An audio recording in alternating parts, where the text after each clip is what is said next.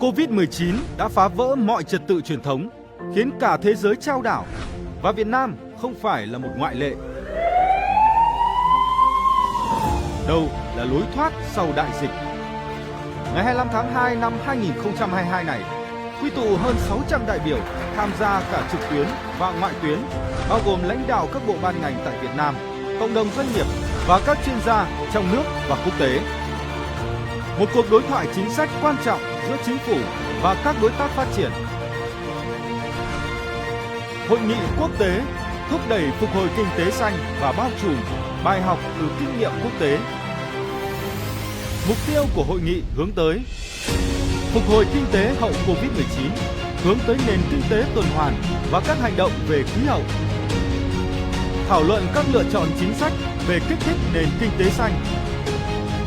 Thúc đẩy, chia sẻ ý tưởng và tăng cường hơn nữa các hành động COP26 của Việt Nam.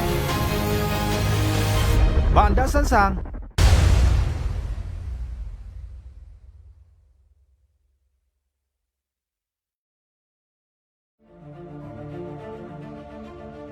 Covid-19 đã phá vỡ mọi trật tự truyền thống, khiến cả thế giới chao đảo, và Việt Nam không phải là một ngoại lệ. Đâu là lối thoát sau đại dịch? Ngày 25 tháng 2 năm 2022 này, quy tụ hơn 600 đại biểu tham gia cả trực tuyến và ngoại tuyến, bao gồm lãnh đạo các bộ ban ngành tại Việt Nam, cộng đồng doanh nghiệp và các chuyên gia trong nước và quốc tế. Một cuộc đối thoại chính sách quan trọng giữa chính phủ và các đối tác phát triển. Hội nghị quốc tế thúc đẩy phục hồi kinh tế xanh và bao trùm, bài học từ kinh nghiệm quốc tế. Mục tiêu của hội nghị hướng tới phục hồi kinh tế hậu Covid-19, hướng tới nền kinh tế tuần hoàn và các hành động về khí hậu. Thảo luận các lựa chọn chính sách về kích thích nền kinh tế xanh. Thúc đẩy, chia sẻ ý tưởng và tăng cường hơn nữa các hành động COP26 của Việt Nam.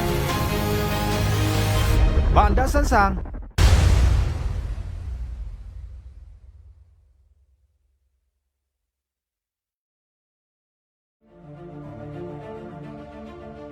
Covid-19 đã phá vỡ mọi trật tự truyền thống, khiến cả thế giới chao đảo, và Việt Nam không phải là một ngoại lệ.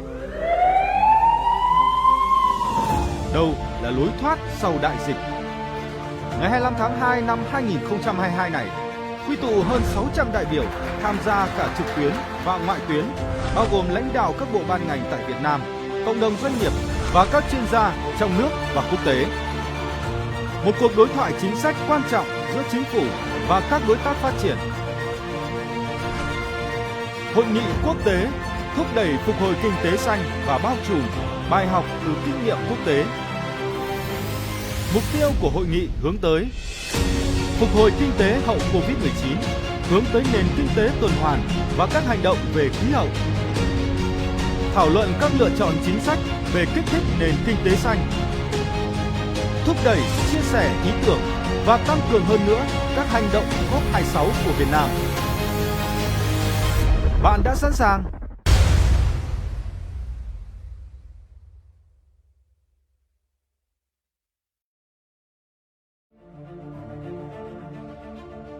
Covid-19 đã phá vỡ mọi trật tự truyền thống, khiến cả thế giới chao đảo, và Việt Nam không phải là một ngoại lệ. Đâu là lối thoát sau đại dịch? Ngày 25 tháng 2 năm 2022 này, quy tụ hơn 600 đại biểu tham gia cả trực tuyến và ngoại tuyến, bao gồm lãnh đạo các bộ ban ngành tại Việt Nam, cộng đồng doanh nghiệp và các chuyên gia trong nước và quốc tế. Một cuộc đối thoại chính sách quan trọng giữa chính phủ và các đối tác phát triển. Hội nghị quốc tế thúc đẩy phục hồi kinh tế xanh và bao trùm, bài học từ kinh nghiệm quốc tế. Mục tiêu của hội nghị hướng tới phục hồi kinh tế hậu Covid-19, hướng tới nền kinh tế tuần hoàn và các hành động về khí hậu.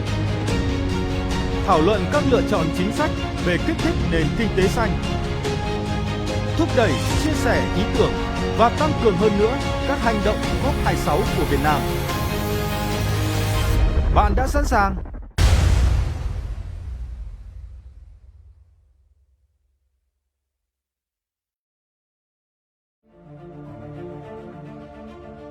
Covid-19 đã phá vỡ mọi trật tự truyền thống, khiến cả thế giới chao đảo, và Việt Nam không phải là một ngoại lệ. Đâu là lối thoát sau đại dịch? Ngày 25 tháng 2 năm 2022 này, quy tụ hơn 600 đại biểu tham gia cả trực tuyến và ngoại tuyến, bao gồm lãnh đạo các bộ ban ngành tại Việt Nam, cộng đồng doanh nghiệp và các chuyên gia trong nước và quốc tế. Một cuộc đối thoại chính sách quan trọng giữa chính phủ và các đối tác phát triển. Hội nghị quốc tế thúc đẩy phục hồi kinh tế xanh và bao trùm, bài học từ kinh nghiệm quốc tế. Mục tiêu của hội nghị hướng tới phục hồi kinh tế hậu Covid-19, hướng tới nền kinh tế tuần hoàn và các hành động về khí hậu. Thảo luận các lựa chọn chính sách về kích thích nền kinh tế xanh. Thúc đẩy, chia sẻ ý tưởng và tăng cường hơn nữa các hành động COP26 của Việt Nam. Bạn đã sẵn sàng?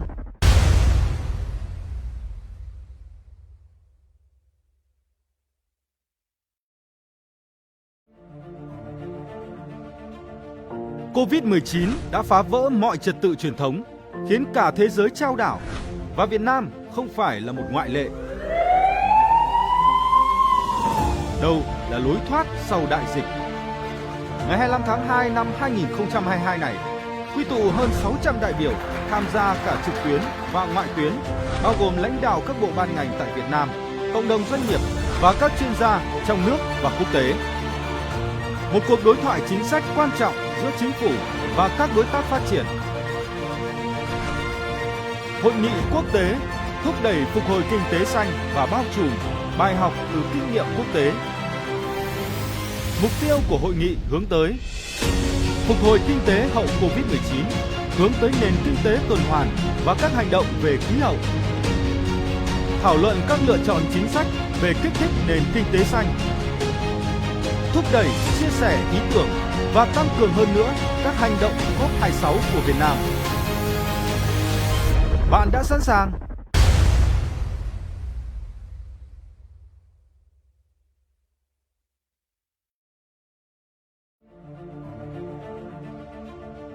Covid-19 đã phá vỡ mọi trật tự truyền thống, khiến cả thế giới chao đảo, và Việt Nam không phải là một ngoại lệ. Đâu là lối thoát sau đại dịch?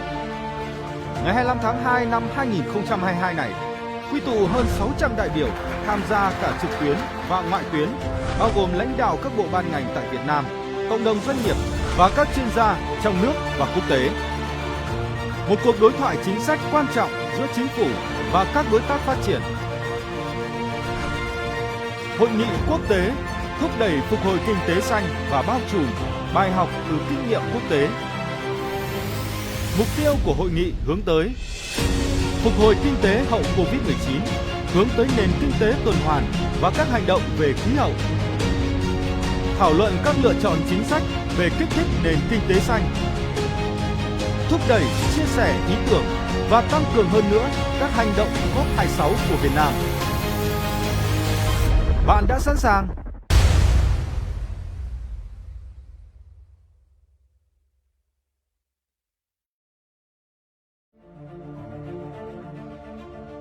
Covid-19 đã phá vỡ mọi trật tự truyền thống, khiến cả thế giới chao đảo, và Việt Nam không phải là một ngoại lệ. Đâu là lối thoát sau đại dịch?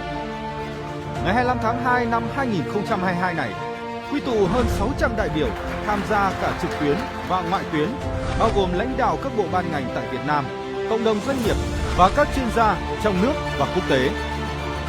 Một cuộc đối thoại chính sách quan trọng giữa chính phủ và các đối tác phát triển. Hội nghị quốc tế thúc đẩy phục hồi kinh tế xanh và bao trùm, bài học từ kinh nghiệm quốc tế.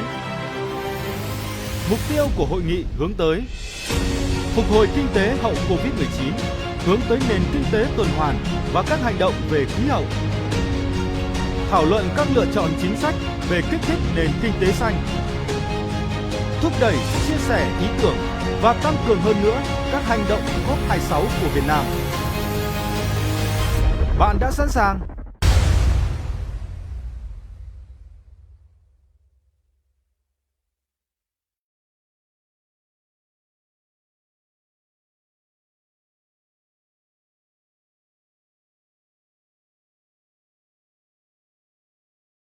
Kính thưa các quý vị đại biểu, Distinguished delegates, ladies and gentlemen, the organizing committee would like to thank you all for attending the International Conference on Green and Inclusive Economic Rebound Lessons from International Experience, co-organized by the Ministry of Foreign Affairs and the UNDP, and with the cooperation of the Ministry of Planning and Investment. This conference is organized in a hybrid format, both physically and virtually, and there's an exhibition outside on Vietnam's economic recovery post-pandemic and the implementation of Vietnam's commitments at the COP26 summit.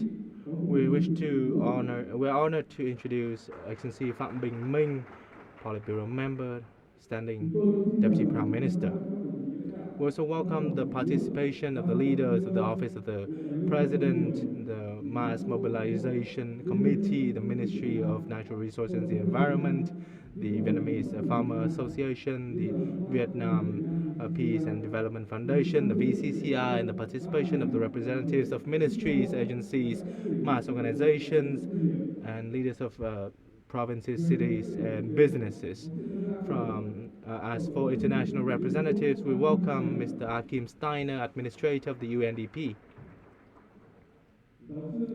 We welcome Professor Joseph Stiglitz from Columbia University, recipient of the Nobel Memorial Prize in Economic Sciences, and Mr. Yannick Lemarek from GCF.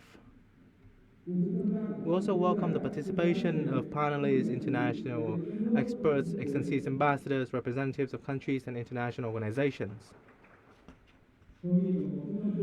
and the attendance of think tanks, research institutes, non-governmental organizations, associations, businesses, and press agencies at home and abroad. Now we wish to introduce Excellency Phạm Quang Hiệu, Deputy Minister of Foreign Affairs, for his introductory remarks.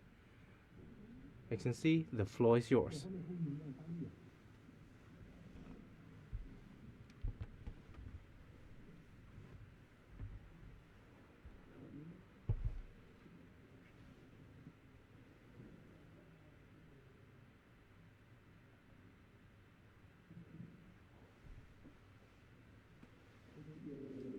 Excellency Phạm Bình Minh, Standing Deputy Prime Minister of the Socialist Republic of Vietnam, distinguished guests, ladies and gentlemen, at the outset, on behalf of the Ministry of Foreign Affairs, I'd like to extend my warmest welcome to all distinguished guests present at today's International Conference on Green and Inclusive Economic Rebound Lessons from International Experience. I'd also like to particularly thank Excellency Phạm Bình Minh, Deputy Prime Minister, for attending the event and delivering the keynote speech of our conference. We're also very pleased to welcome the participation of leading Vietnamese and international experts and many leaders and representatives of ministries, agencies, National Assembly deputies, representatives of localities, organizations, businesses, the ambassadors and representatives of international organizations and Vietnamese diplomatic missions overseas attending our event. Ladies and gentlemen, our meeting today takes place as the world is facing a magnitude of great challenges and witnessing profound changes. The COVID-19 pandemic has exerted severe impacts on people's health and socio-economic development of all countries. Climate change and extreme weather events continue to cause heavy losses. The soil, the air, and water we are using are becoming more and more polluted, and inequality within and among countries continues to increase. And these major challenges are leading to profound changes in global governance on health, on environment and climate, economy, finance, among others, and green and carbon neutral economic development, circular economy associated with environmental protection are becoming major trends. And what is being fostered by the international community now is to live in harmony with nature, ensure prosperity together with fair share of the fruits of development so no one is left behind. Vietnam is no exception, as we are heavily impacted by the pandemic, natural disasters, and climate change. These are enormous challenges. However, these are also a great opportunity to transform in the direction of building a green circular economy in line with the major orientations set out by the 13th National Party Congress. And in this process, our ministry identifies studying and advising the government on major global trends in digital transformation, green development, and experience of countries in the transformation and adaptation as one of the key tasks of diplomacy in the coming years. The focus of which will be on attracting resources and studying international experience for socio-economic development in the future, and to implement the socio-economic recovery and development program. These include knowledge and experience on opening the economy in association with pandemic prevention and control, capacity building for the medical system, post-pandemic job restoration, and green growth, digital transformation, among a few. And these also include the experience of assessing new markets, new areas, new products, and high-quality infrastructure projects and key industrial parks and energy infrastructure serving Vietnam's goals of green and sustainable growth. And at the same time, the Ministry of Foreign Affairs also works closely with other ministries, agencies, and localities to mobilize development partner support in finance, technology, and capacity building to improve our resilience against climate change. Ladies and gentlemen, the UNDP, an agency of the United Nations Development System, has always worked with and support Vietnam during its development from a war-torn country to a middle-income nation, recognized by the international community as a country with numerous achievements in growth and poverty reduction. And with a network of offices in about 170 countries and territories, UNDP has provided important support in access to knowledge, development experience and resources, in capacity building, policy formulation, and increasing the efficiency of institutions toward the sustainable development goals. Therefore, we are pleased to work with UNDP to organize our conference, which takes place in 2020, marking the 45th anniversary of Vietnam's accession to the United Nations. We hope that the knowledge and experience shared by the speakers today and the discussion among the delegates will be a valuable source of reference, providing support for the ministries, agencies of Vietnam in implementing the socio-economic development and recovery program, as well as realizing our development goals toward transition into a green and carbon neutral economy, and the implementation of the SDGs and Vietnam's commitments at the COP26 on climate change. Thank you. I wish Excellency Deputy Prime Minister and all delegates good health and success. Thank you.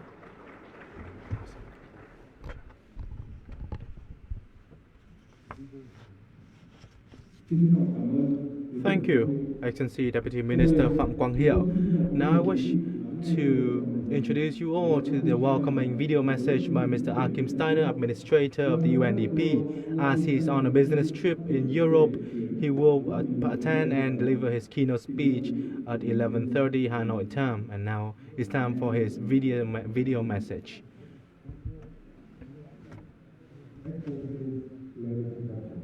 Excellencies, ladies and gentlemen. Firstly, I would like to express my sincere gratitude to the Governor of Vietnam for the invitation to address this timely conference. Unfortunately, I'm unable to connect live to this opening session, but I will join you in real time later today. I will share some new insights on how the United Nations is supporting countries and communities across the globe to build forward better from COVID-19. For now, I would simply like to congratulate Vietnam for achieving several important milestones on its journey towards a greener net zero future. In many ways, it is a pathway that demonstrates how economic progress can be achieved in tandem with measures that boost both human development and protect our natural world. Indeed, Vietnam's recovery is likely to accelerate in 2022 as GDP growth is expected to rise to 5.5% from 2.6% in the year that just ended. This is not least due to Vietnam's impressive vaccination program. Universal adult vaccination was achieved in early January of this year, a critical step to protect health, jobs and livelihoods. I would also like to highlight Vietnam's bold commitments at COP26 in Glasgow. That includes the government's pledge to achieve net zero by 2050 and the phase out of coal power between 2030 and the year 2040. Both are equally ambitious targets. They are indicative of Vietnam's determination to take a global leadership role in key areas like climate action and poverty eradication. Today's conference will provide a platform to explore these issues in more detail. It will also offer an opportunity to learn how Vietnam is innovating to accelerate progress towards the global goals. I look forward to joining you later today, and I wish you a most productive session. Thank you. Xin cảm ơn. Thank you, Mr. Akim Steiner, for his video message. To proceed with the agenda, we are honored to invite Excellency Phạm Bình Minh, Politburo member, Standing Deputy Prime Minister, to deliver his instruction at the international conference today. Your Excellency, the floor is yours.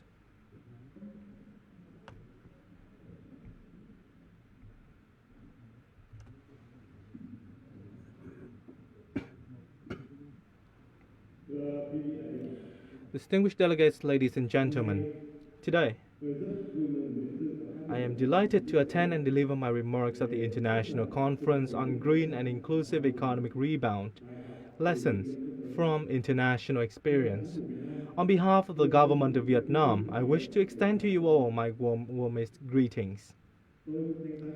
I also welcome the efforts of the Ministry of Foreign Affairs, the Ministry of Climate Planning and Investment, and the UNDP to timely convene this conference on this important topic that is very much in line with prevailing global trends. The participation of prestigious domestic and foreign panelists reflects the joint responsibility of the international community toward the common issues facing mankind. Ladies and gentlemen, COVID-19 brought about an unprecedented crisis since the foundation of the UN, severely affecting all aspects of the global socio-economic life and hindering the efforts to fulfill sustainable development goals. The accumulated impacts of the pandemic, climate change, depletion of natural resources, and environmental issues have been causing detrimental, multifaceted, and long-term consequences. However, the world today is also witnessing unprecedented scientific and technological progress, the fourth industrial revolution, and the increasing connectivity among countries worldwide. Against this particular backdrop, countries and communities around the world can now have a novel and better understanding of the dire threats stemming from environmental and well-being issues. We can also better grasp the significance of protecting our living environment, pursuing the sustainable utilization of natural resources, and ensuring the harmony between human nature and between economic development and environmental protection. Countries will also have an opportunity to review, issue, and implement policies and measures to safely adapting to the pandemic, transition to new growth models, pursue a green and circular economy, bolster international cooperation and connectivity, and expedite digital transformation so as to achieve more inclusive and sustainable recovery. A number of countries have put forth Green New Deal proposals, comprising legislative initiatives on recycling and processing waste or cutting emissions. At the global level, the 2030 Agenda for Sustainable Development constitutes a relatively comprehensive vision and framework for the international community to together pursue common sustainable development goals. Ladies and gentlemen, different from prior discussions, the issue for the Vietnamese government in the post-pandemic era is not only simply to pursue recovery, but how to pursue recovery. The government of Vietnam has vigorously implemented the largest ever vaccination campaign, having so far administered 200 million doses of vaccine. Since October 2021, Vietnam has transitioned to safe and flexible adaptation while effectively containing the pandemic. With bold commitments made at COP26, the Vietnamese government now has a clear answer, which is to pursue green and inclusive rebound. In detail, Vietnam will continue to actively partake in major prevailing global trends such as reopening, recovery, socio-economic development, green transition and digital transformation. Vietnam is now reopening international commercial flights and expeditiously resume international tourist activities. Second, Vietnam has issued a socio-economic recovery and development program to assist the businesses and people and expedite socio-economic development, focusing on 5 groups of solutions. First, to reopen the economy in conjunction with bolstering medical capacity. Second, ensure social security and provide job support. Third, support the recovery of businesses, communes, and households businesses. Fourth, to invest in infrastructural development. And fifth, to conduct institutional reform, administrative reforms, and reforms the investment and business environment. Third, to draft and implement programs and activities, including the 2021-2030 Green Growth Strategy, so as to successfully implement the resolution of the 13th National Party Congress and the 2021-2030 Socio-Economic Strategy. We're focusing on major orientations such as green economy, circular economy, in conjunction with efforts to realize the strong commitments to climate action, particularly the pledge to achieve net zero emissions by 2050 at COP26. This will be an extensive transition, requiring Vietnam to focus on improving its institutions, policies, and restructure its economy and pursue national goals and strategies aiming at green growth, low greenhouse gas emissions, and resilience against adverse impacts of climate change and external shocks. This is also an opportunity to transition from fossil fuels to clean and green energy, to cut methane emissions, especially in agricultural production and waste management, and expedite digital transformation in service of climate action.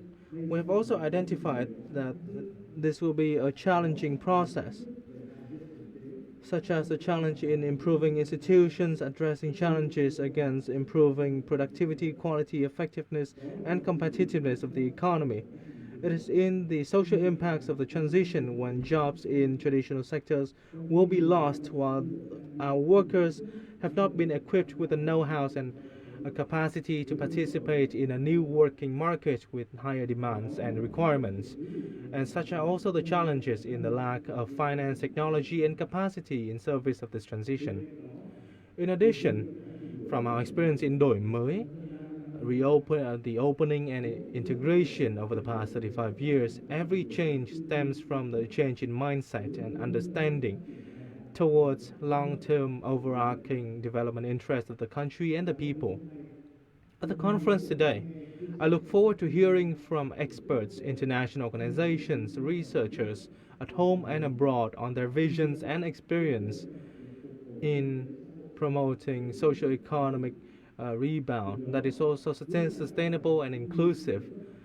Then we can learn from their lessons and put forth overarching solutions in line with the conditions and requirements of Vietnam and our priorities at home, thereby effectively contributing to the socio-economic recovery and development plan and other strategies and plans that Vietnam has set out, as well as allowing Vietnam to realize its climate action commitments. And I wish to focus on the following areas. First, address the environmental impacts of growth, such as climate, environment, health, resources, and biodiversity, with an approach towards an economic model that is resilient and high productivity. We also need to focus on natural renewables and the effective utilization of resources in a circular and carbon neutral economy. Second, ensure comprehensive and sustainable growth by combining the improvement of legal frameworks and effective implementation of policies to protect vulnerable groups and ensure equal access to economic opportunities and services so that no one is left behind.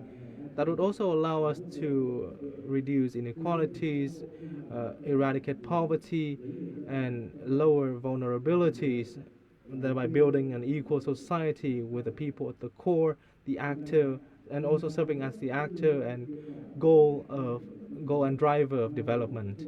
Third, to improve productivity, quality, and effectiveness and competitiveness of the economy through the low carbon and innovative production systems, application of the achievements of the fourth industrial revolution, support of businesses, especially SMEs, in accessing long-term and stable financial sources, and learn from experience in the transition process. I am confident that your insights today will help Vietnamese agencies and ministries to advise the government in implementing the socio-economic recovery and development program and realize its socio-economic goals towards in ways that promote green, inclusive, sustainable, and innovative purposes. It also helped the Vietnamese government to more effectively pursue the 2030 agenda on sustainable development, realize its commitments under the Paris Agreement and at the COP26 summit. In the implementation of these goals, the Vietnamese government looks forward to the support and effective cooperation from countries, international organizations, businesses, and other friends and international partners, so that we can realize our vision for national development and promote prosperity around the world and protect our blue planet. May this conference be a great success. Thank you.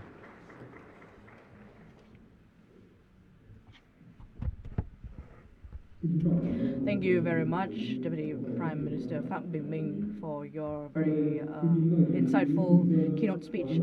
And now I'd like to invite Dr. Nguyễn Hùng Sơn, Vice President of the Diplomatic Academy of Vietnam, Ministry of Foreign Affairs, to chair this next working session.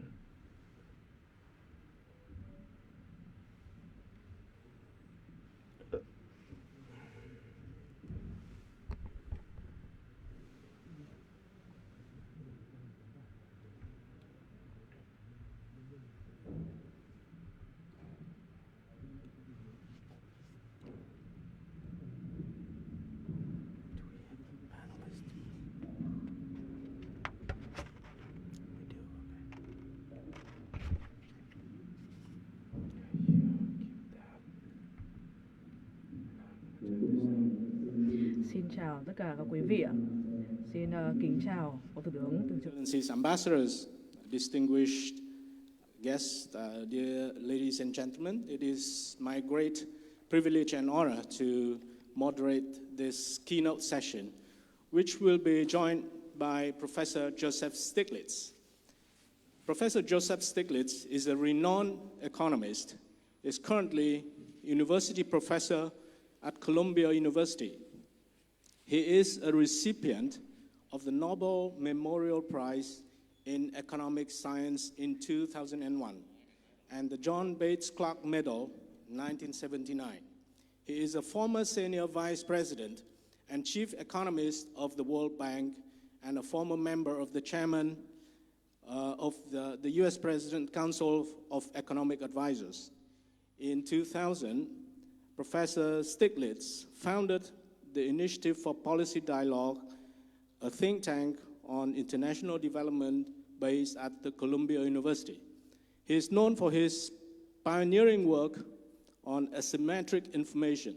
Professor Stiglitz's work focused on income distribution, risk, corporate governance, public policy, macroeconomics, and globalization. My very first books on macroeconomy at the university was from Professor Stiglitz.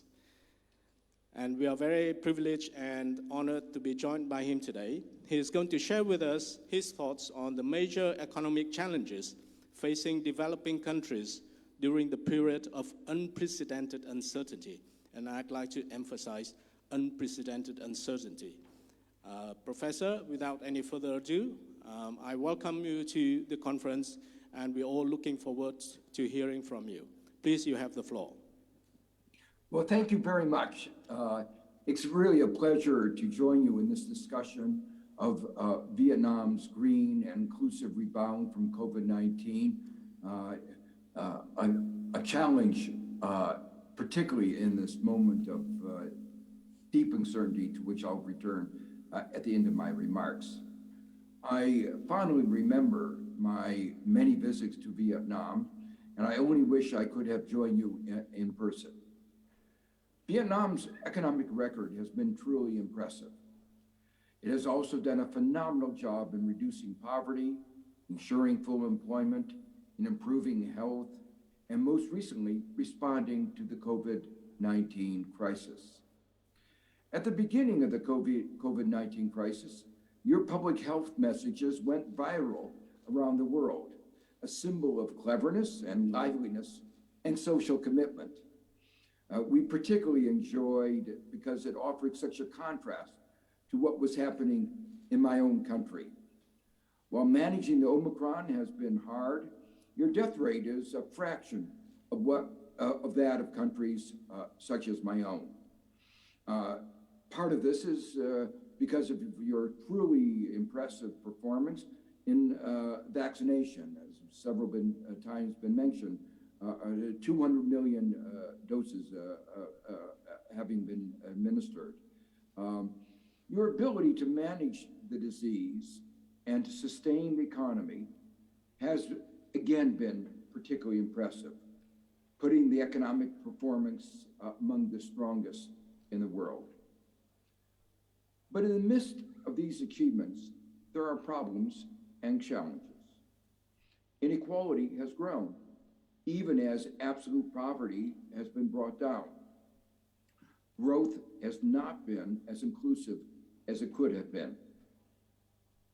A problem seen around the world, this growth in inequality, to such an extent that I refer to this as an inequality crisis. COVID-19 has not been equal opportunity virus. It has exposed and exacerbated the inequalities and has brought the many dimensions of inequality, health, income inequality, very much to the fore. Another crisis, challenge facing Vietnam and countries around the world is the fact that the environment has not always been treated with the respect that it deserves and with respect that is needed if growth is to be sustainable. The third or a particular example of the environment is climate change. Climate change will pose a particular challenge going forward. All countries in the world have discovered the fragility of the environment and the economic cost of not addressing these environmental challenges. And this is particularly true as we face the challenge of climate change. In the United States, we've been losing every year up between 1% and 2% of GDP to climate-related disasters, wildfires, floods, hurricanes. The cost to the world of not dealing with climate change is enormous. Climate change, though, is a global public good and therefore has to be addressed globally. It is imperative that every country do its part. And I am very pleased that Vietnam has stepped up and made commitments that I'll refer to a little bit later on, to do its part in fighting, in meeting the challenge of climate change. This evening, my time in New York, I have three main messages.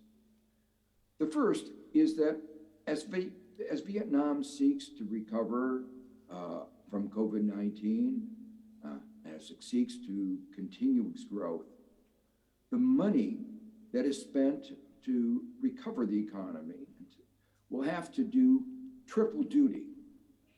It will have to help recover the economy. It will have to promote green and sustainable growth, and it will have to address the problem of inequality and inclusive growth. That, of course, is the central message of the Build Back Better agenda that President Biden has been promoting in the United States and the similar agenda that is going on in Europe. The good news is that there exist policies that actually do this triple duty. I undertook a research project with my colleagues, Nick Stern at London School of Economics, Hammer and Hepburn at Oxford, and a group of other economists at Oxford. And we identified in multiple countries around the world policies, projects that could simultaneously do this triple duty, help recover the economy, promote green sustainable growth, and address inequality. Indeed, I would argue that not only is it possible, it is necessary to do all these things simultaneously. You won't have long-term growth unless that growth is sustainable. And you won't have sustainable growth unless it's inclusive growth. This is one of the most important messages of my book of a few years ago called The Price of Inequality. I argue that if we don't have inclusive growth, if we ignore the problems of inequality, we will pay a very high price. Not only a price in terms of a divided society, the kinds of political divisions that are so apparent in the United States and many other countries, but actually that a divided society, a divided high level of inequality is bad for economic performance, for growth and stability. Well, when I wrote the book, that message was viewed as, you might say, extreme. The good news is that over the last few years, it has become mainstream. The IMF, clearly historically not a left-wing institution, has adopted this as one of its core messages as it gives advice to countries around the world. The OECD has talked about the importance of inclusive growth for sustainable economic performance. So the first message is this, that as one formulates one's programs for recovery from COVID-19, one has to make sure that the money does this triple duty. The second message is that to succeed, one has to have a comprehensive strategy, a strategy involving regulations, carbon pricing, and public investment. Prices are important for resource allocation. That's one of the major messages of economics. If we don't price something, we don't direct resources, we don't recognize the scarcity value. And we should recognize now how precious our atmosphere is. And so it's imperative that we price the additions to carbon and other greenhouse gases that are putting our planet at risk. It's important, though, that the prices really reflect the scarcity value, the social cost of adding carbon to the atmosphere. There's been some important work done in trying to estimate the price of carbon. And the price of carbon has to take into account not only the future damage, but the extreme risks that it poses to the entire future. When one does that, when one takes into account the risks, the potential future damage, the kind of carbon price that has to be used is in the order of magnitude of $100 to $125, $150 a ton of carbon, much higher than the prices currently being used in those countries that have undertaken the pricing of carbon. While prices are important for directing resources, they are not sufficient. Regulations have to be part of this comprehensive strategy. And those regulations themselves have to be comprehensive. Among the aspects of the comprehensive regulatory structure, obviously, are those areas like energy, transportation, which are most closely associated with carbon emissions. In the few minutes today, though, I want to emphasize the importance of the financial sector. Financial sector regulations can play an important role in moving the economy in a green direction.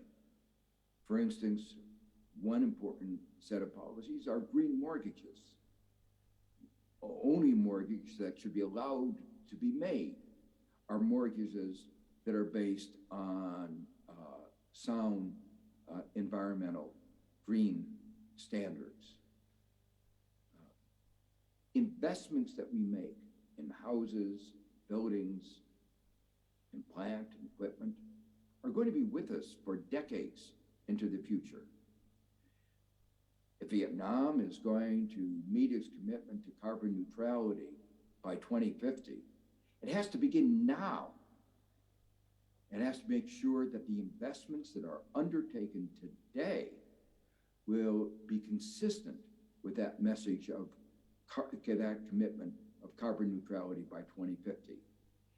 And therefore, the mortgages, the buildings that are constructed have to be green.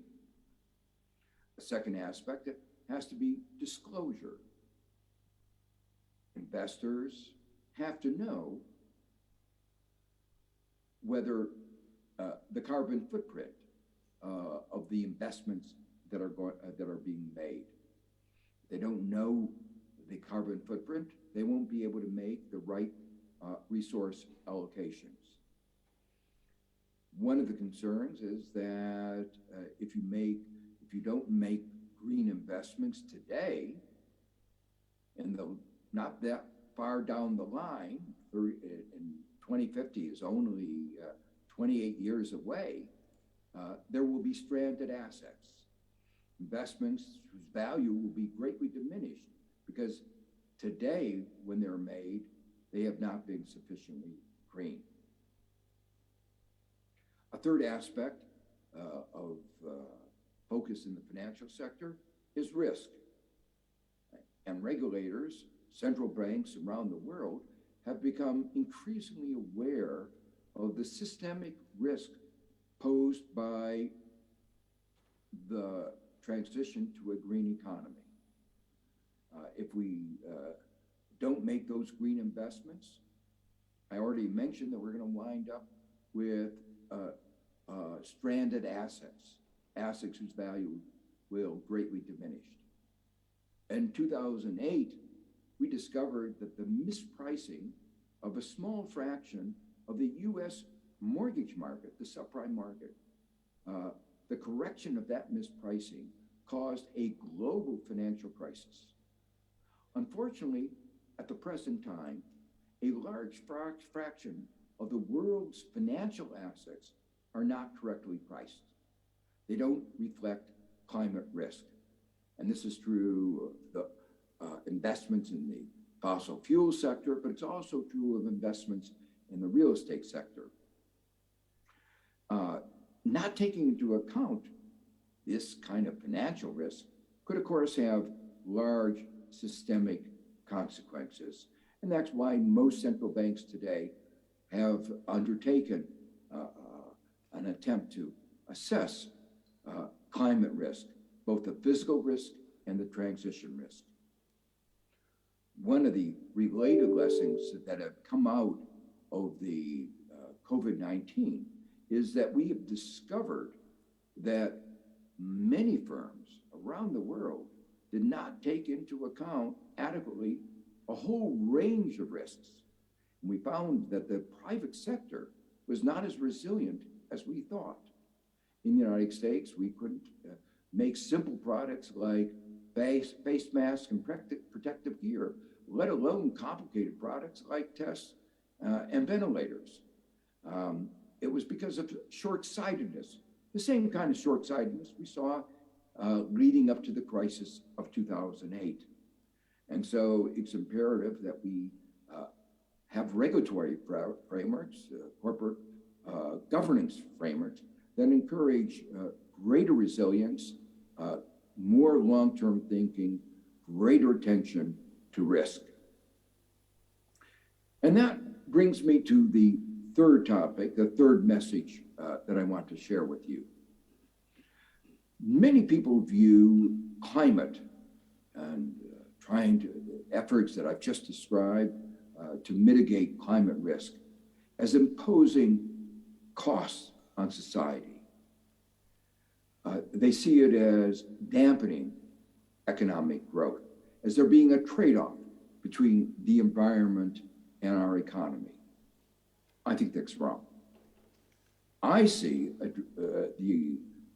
addressing climate change as providing enormous opportunities for growth and creating a more dynamic, inclusive economy. Climate change can create good jobs. There are many more jobs, for instance, in the United States, in installing solar panels and in producing solar panels than there are in the coal industry by an order of magnitude.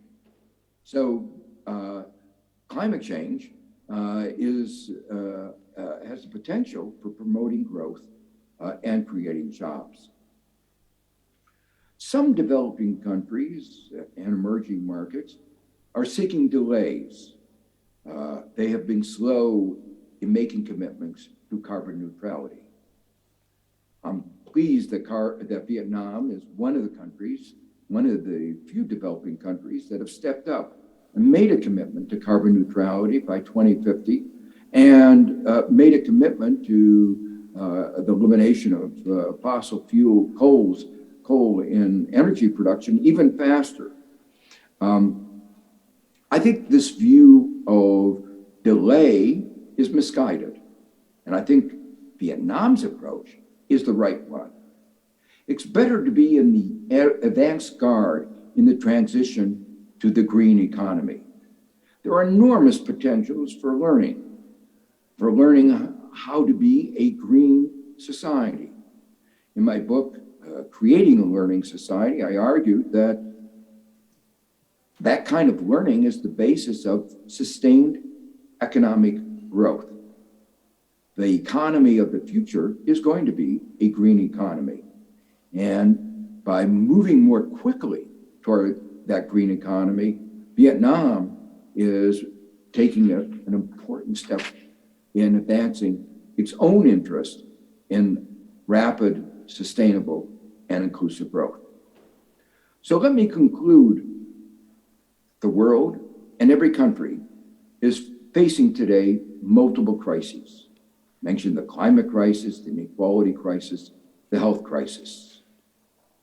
For developing countries, even middle-income countries like Vietnam, this is a special challenge because these come on top of the imperative to close the gap that they have in standards of living with the advanced countries. I believe that this is a moment of a special opportunity for Vietnam because we are confronting a geopolitics that is changing before our very eyes. Vietnam has the opportunity to create a more dynamic, green, sustainable, and inclusive society and a green, sustainable, and inclusive economy that has competitive advantages that will attract investments from all over the world and put it in good stead for decades to come. Thank you for your attention.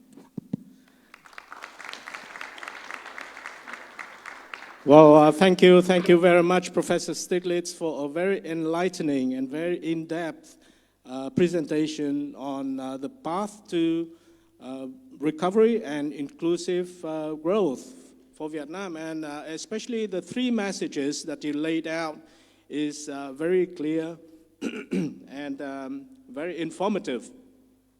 I would now like to open the floor to invite the participants in this room to have the opportunity to interact with Professor Stiglitz. You can raise questions, you can ask him to clarify his ideas, or you can share your ideas with him. Please. Well, while you are still thinking, I might take my privilege as the moderator to pose the first question.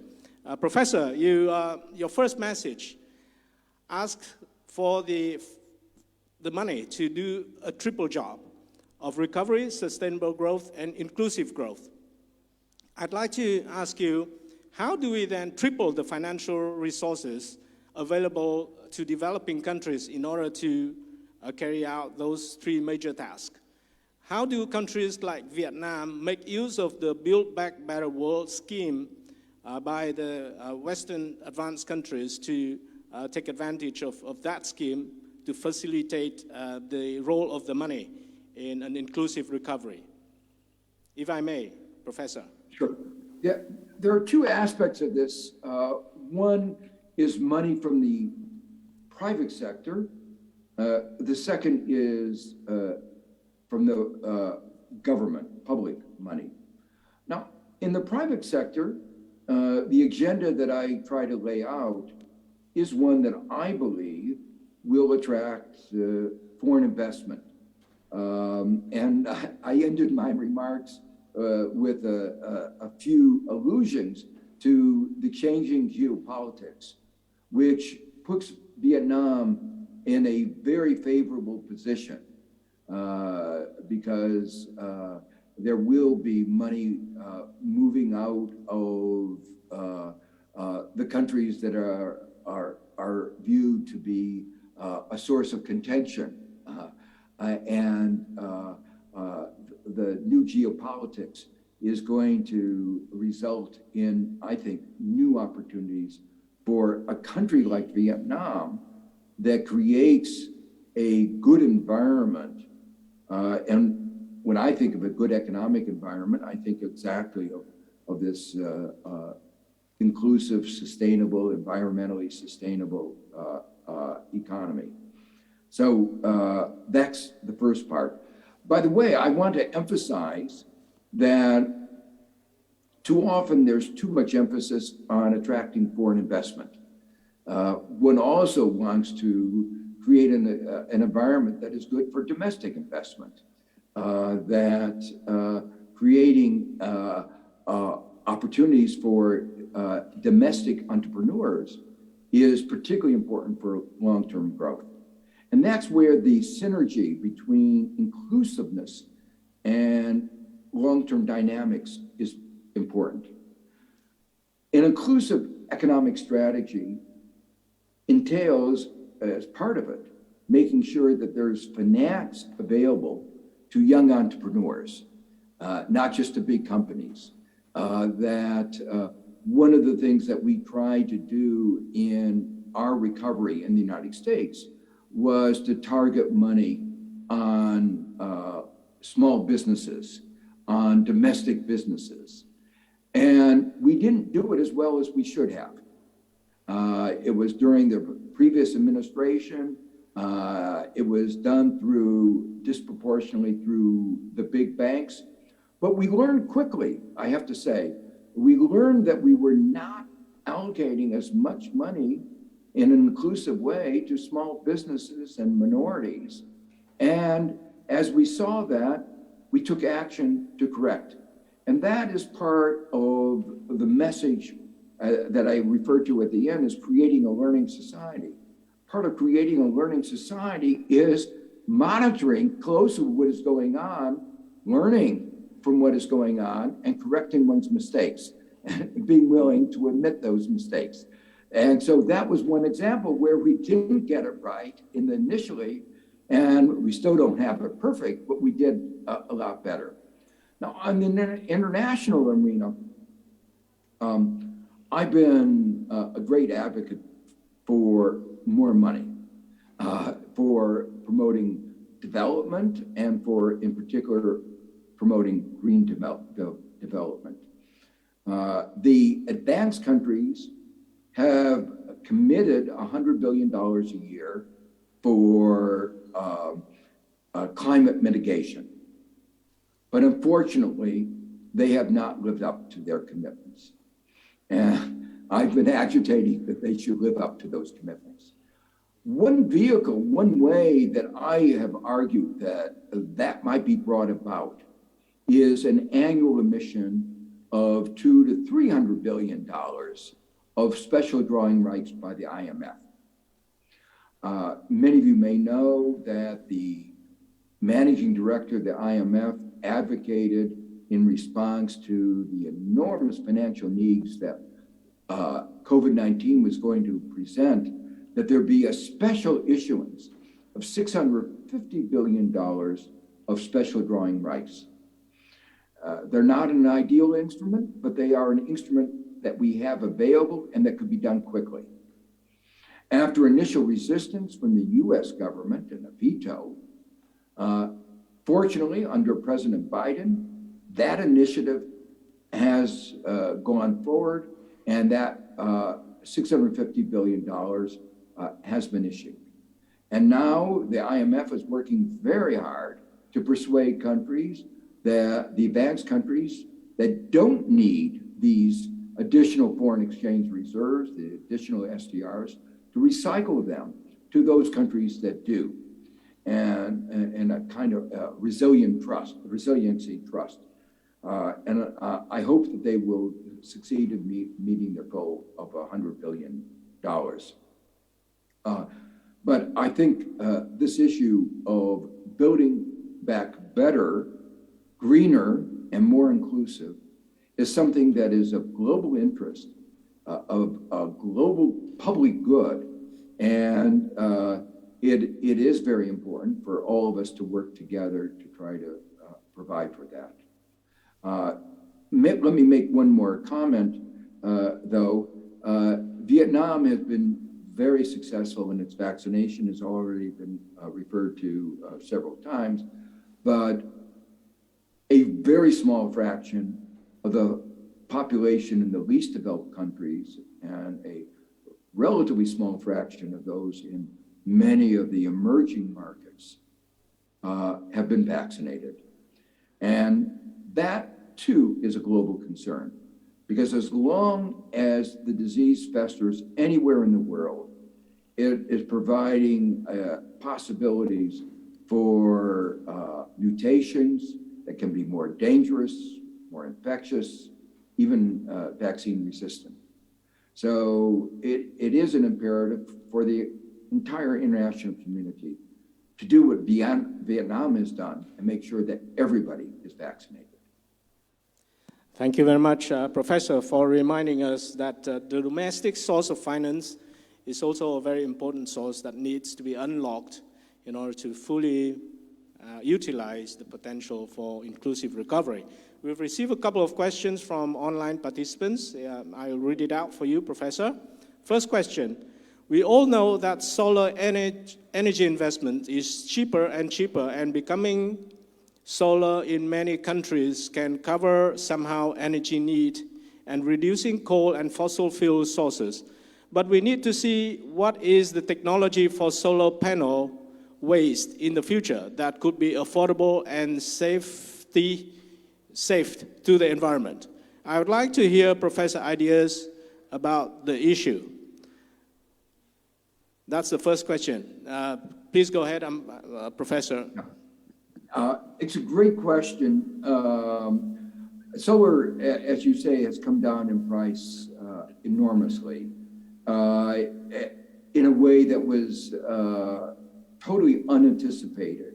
And it shows, by the way, the importance of innovation and the importance of carbon pricing and regulations.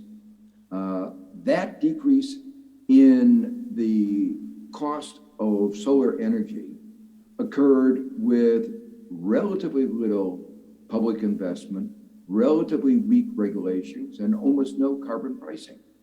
If we had had real incentives provided by strong pricing, strong regulation, and strong public investment, how much faster, how much earlier, how much more dramatic would the innovation have been?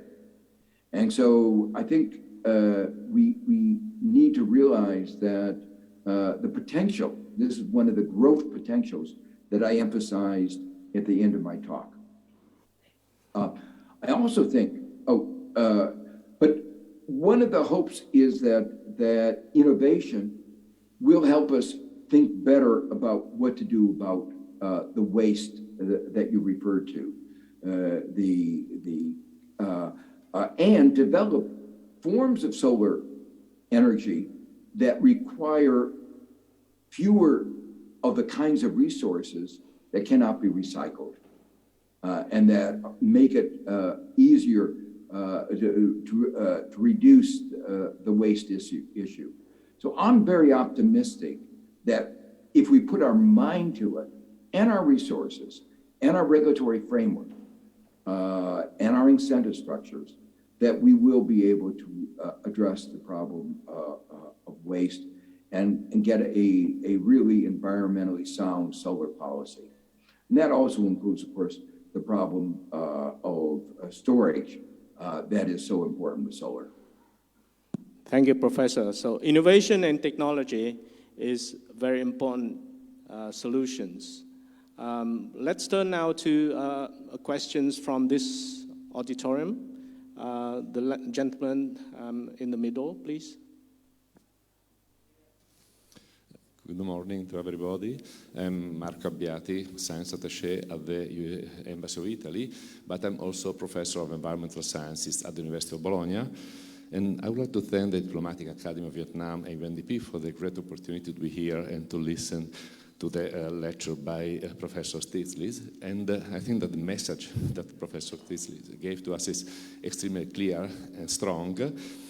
But I have a question about the potential role of education in the framework of the green and inclusive rebound. We often speak about economy, technology, innovation, and environment, which are for sure three major pillars for the future of the world.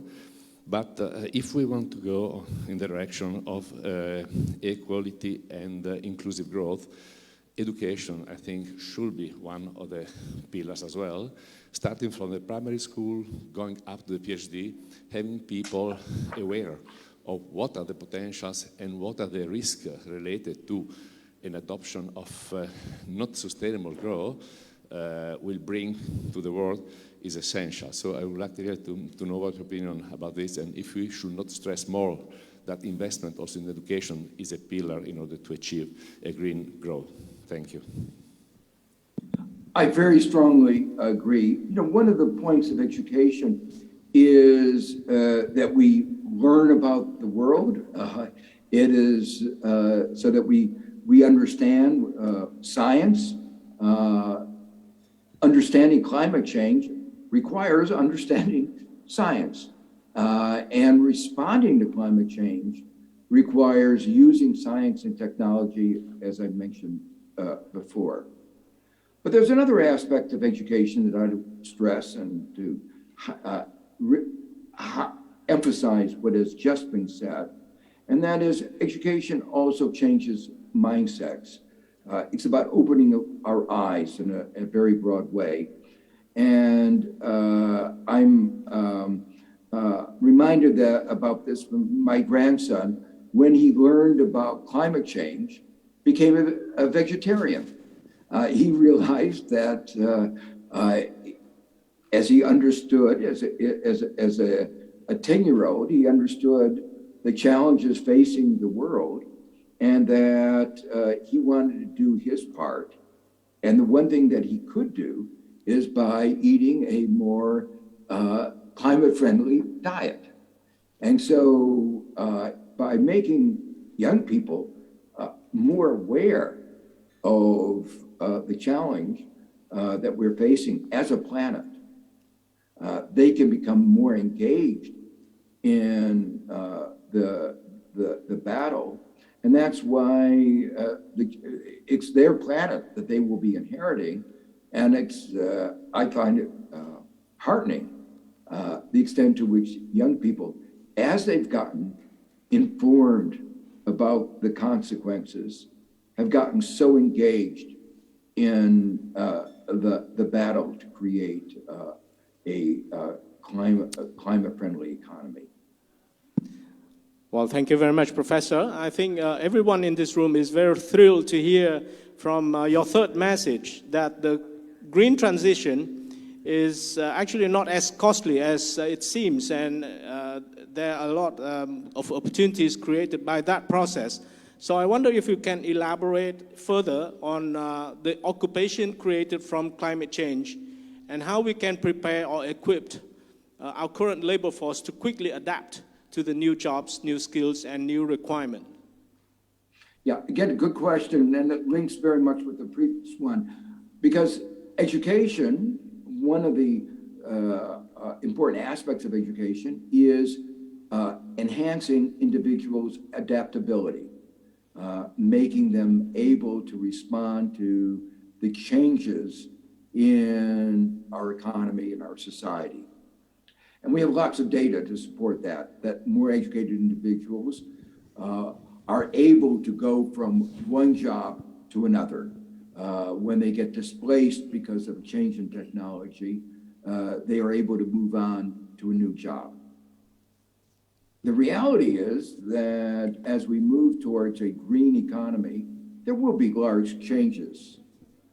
I think, as I said before, mostly for the positive. We will be creating lots of jobs, but some jobs will be destroyed. And we have to admit that.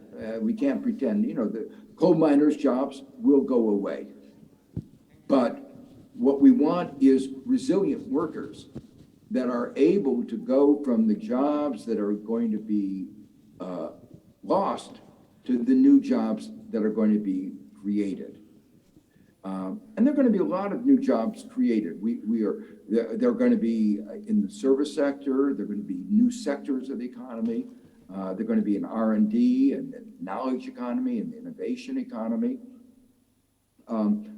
One aspect, just to highlight the point I want to make, is that in the short run, there's a lot of jobs that are going to be created as we create an electric, as we change our transportation system.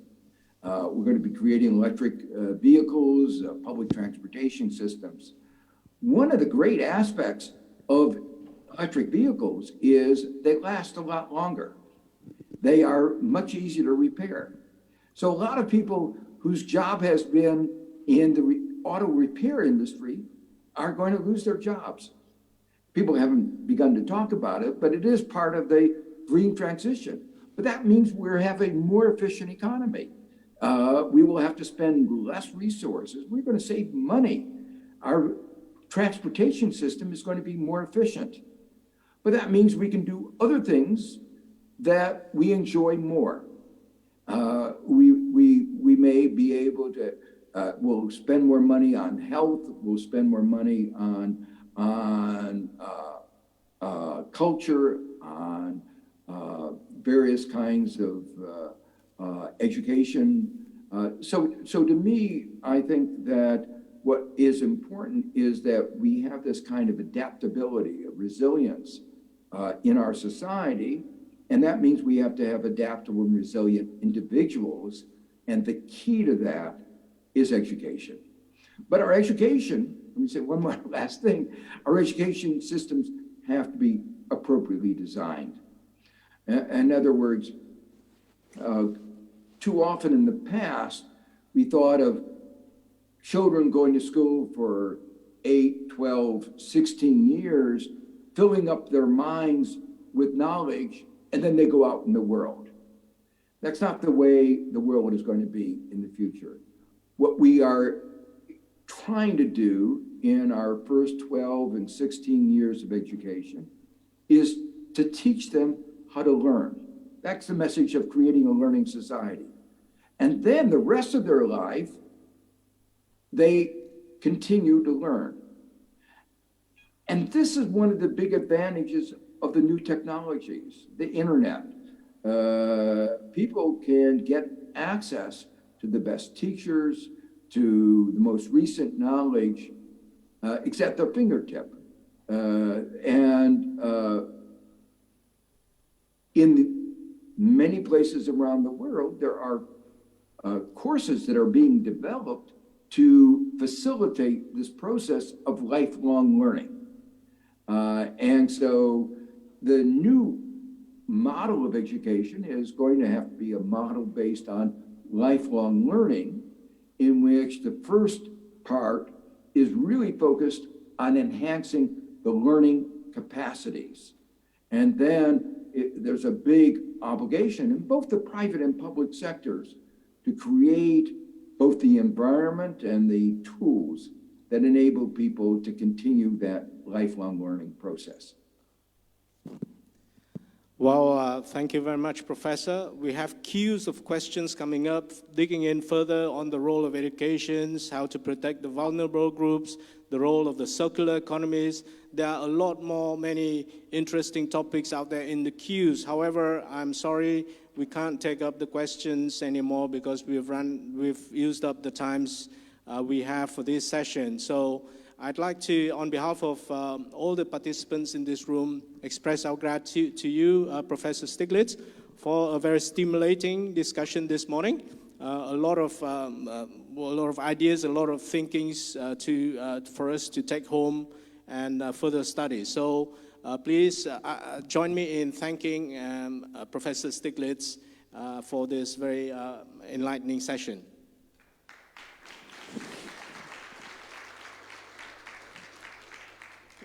Thank you very much. We have come to the close of the keynote session. Back to you, Master of Ceremony. Xin trân trọng cảm ơn giáo sư. Thank you, Professor Joe. Sau đây, So now I wish to invite you all to take a 10-minute break, and during this time you can visit the exhibition on the outside of our conference room. Thank you very much.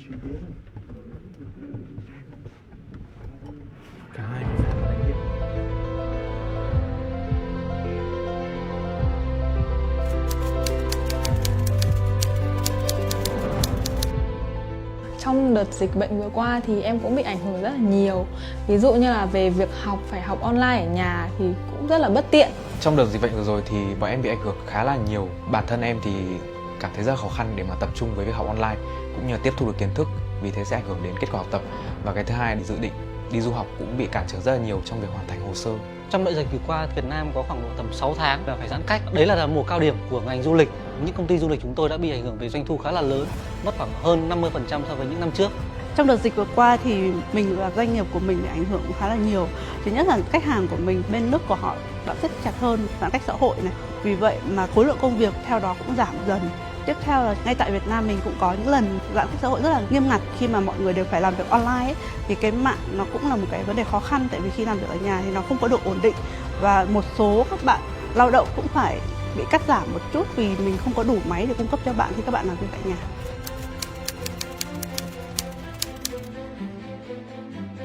Trong quá trình phục hồi thì em muốn được đi học trực tiếp tại trường, được gặp thầy cô, bạn bè. Và em cũng là sinh viên năm cuối rồi thì em muốn được đi thực tập tại công ty mà em mong muốn. Trong quá trình phục hồi thì dự định của em có lẽ sẽ là tiếp tục với kế hoạch du học của mình và có thể sẽ là tìm kiếm một công việc để cho bản thân nhiều kinh nghiệm hơn trước khi du học. Trong đợt phục hồi lần này thì rõ ràng những công ty du lịch chúng tôi không thể ngồi chờ thị trường quay trở lại, mà chúng tôi đã phải đi trước thị trường. Ngay từ khi mà thị trường có dấu hiệu quay trở lại vào tháng 10 thì chúng tôi đã liên hệ với các đối tác của chúng tôi, bao gồm là hàng không, nhà hàng, khách sạn, các đối tác land tour, để chúng tôi cùng kết hợp với các đơn vị đó ra những cái sản phẩm phù hợp với khách hàng nhất tại thời điểm và hỗ trợ được khách hàng một cách tốt nhất. Năm 2022 thì mình hy vọng rằng là mọi thứ nó sẽ ổn định là cái đầu tiên, và tiếp theo là khi mà nền kinh tế nó trở lại cũng có thể nó là cơ hội. Chính vì vậy mà mình và doanh nghiệp đang có kế hoạch đó là thúc đẩy thêm về việc bán hàng để làm sao tăng doanh thu trong năm nay.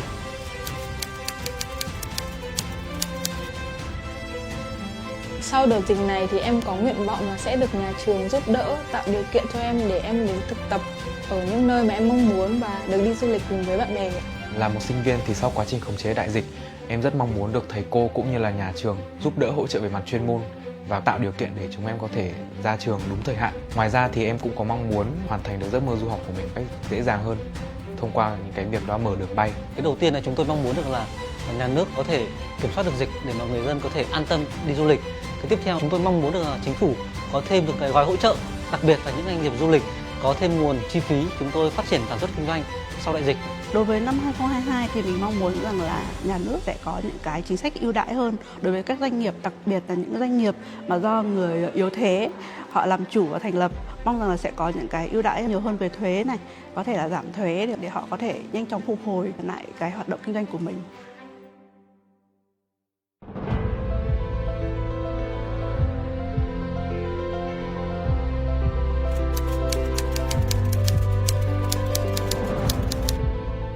Trong đợt dịch bệnh vừa qua thì em cũng bị ảnh hưởng rất là nhiều.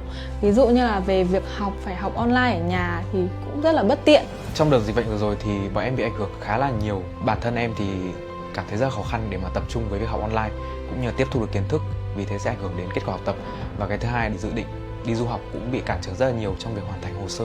Trong đợt dịch vừa qua, Việt Nam có khoảng độ tầm 6 tháng và phải giãn cách. Đấy là mùa cao điểm của ngành du lịch. Những công ty du lịch chúng tôi đã bị ảnh hưởng về doanh thu khá là lớn, mất khoảng hơn 50% so với những năm trước.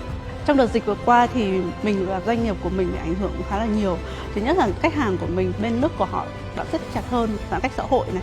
Vì vậy mà khối lượng công việc theo đó cũng giảm dần. Tiếp theo là ngay tại Việt Nam mình cũng có những lần giãn cách xã hội rất là nghiêm ngặt khi mà mọi người đều phải làm việc online ấy, thì cái mạng nó cũng là một cái vấn đề khó khăn, tại vì khi làm việc ở nhà thì nó không có độ ổn định và một số các bạn lao động cũng phải bị cắt giảm một chút vì mình không có đủ máy để cung cấp cho bạn khi các bạn làm việc tại nhà.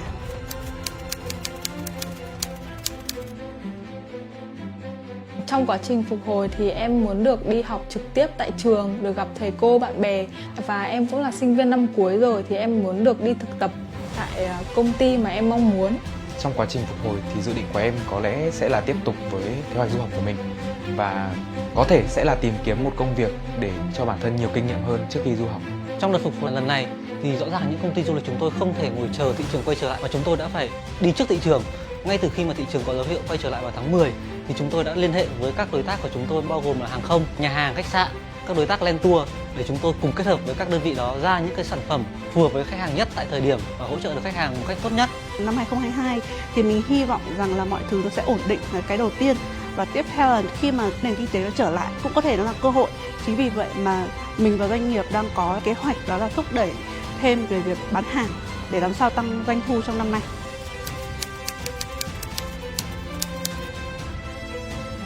Sau đợt dịch này thì em có nguyện vọng là sẽ được nhà trường giúp đỡ, tạo điều kiện cho em để em đến thực tập ở những nơi mà em mong muốn và được đi du lịch cùng với bạn bè.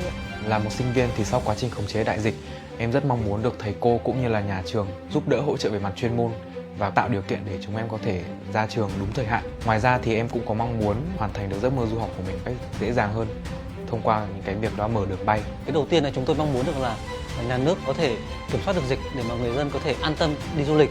Cái tiếp theo chúng tôi mong muốn được là chính phủ có thêm được cái gói hỗ trợ, đặc biệt là những doanh nghiệp du lịch có thêm nguồn chi phí chúng tôi phát triển sản xuất kinh doanh sau đại dịch. Đối với năm 2022 thì mình mong muốn rằng là nhà nước sẽ có những cái chính sách ưu đãi hơn đối với các doanh nghiệp, đặc biệt là những doanh nghiệp mà do người yếu thế họ làm chủ và thành lập. Mong rằng là sẽ có những cái ưu đãi nhiều hơn về thuế này, có thể là giảm thuế để họ có thể nhanh chóng phục hồi lại cái hoạt động kinh doanh của mình.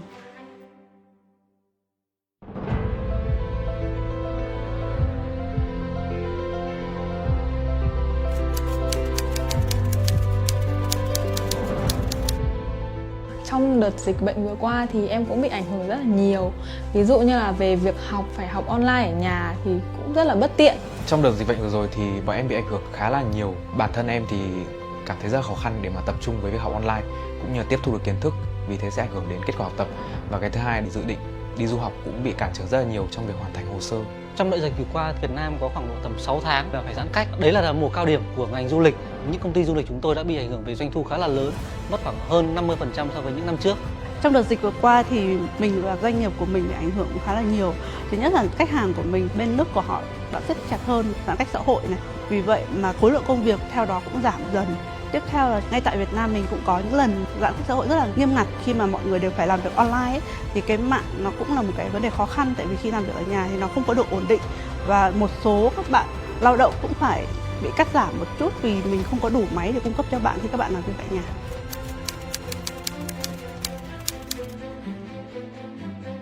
Trong quá trình phục hồi thì em muốn được đi học trực tiếp tại trường, được gặp thầy cô, bạn bè. Và em cũng là sinh viên năm cuối rồi thì em muốn được đi thực tập tại công ty mà em mong muốn. Trong quá trình phục hồi thì dự định của em có lẽ sẽ là tiếp tục với kế hoạch du học của mình và có thể sẽ là tìm kiếm một công việc để cho bản thân nhiều kinh nghiệm hơn trước khi du học. Trong đợt phục hồi lần này thì rõ ràng những công ty du lịch chúng tôi không thể ngồi chờ thị trường quay trở lại mà chúng tôi đã phải đi trước thị trường. Ngay từ khi mà thị trường có dấu hiệu quay trở lại vào tháng 10 thì chúng tôi đã liên hệ với các đối tác của chúng tôi bao gồm là hàng không, nhà hàng, khách sạn, các đối tác land tour để chúng tôi cùng kết hợp với các đơn vị đó ra những cái sản phẩm phù hợp với khách hàng nhất tại thời điểm và hỗ trợ được khách hàng một cách tốt nhất.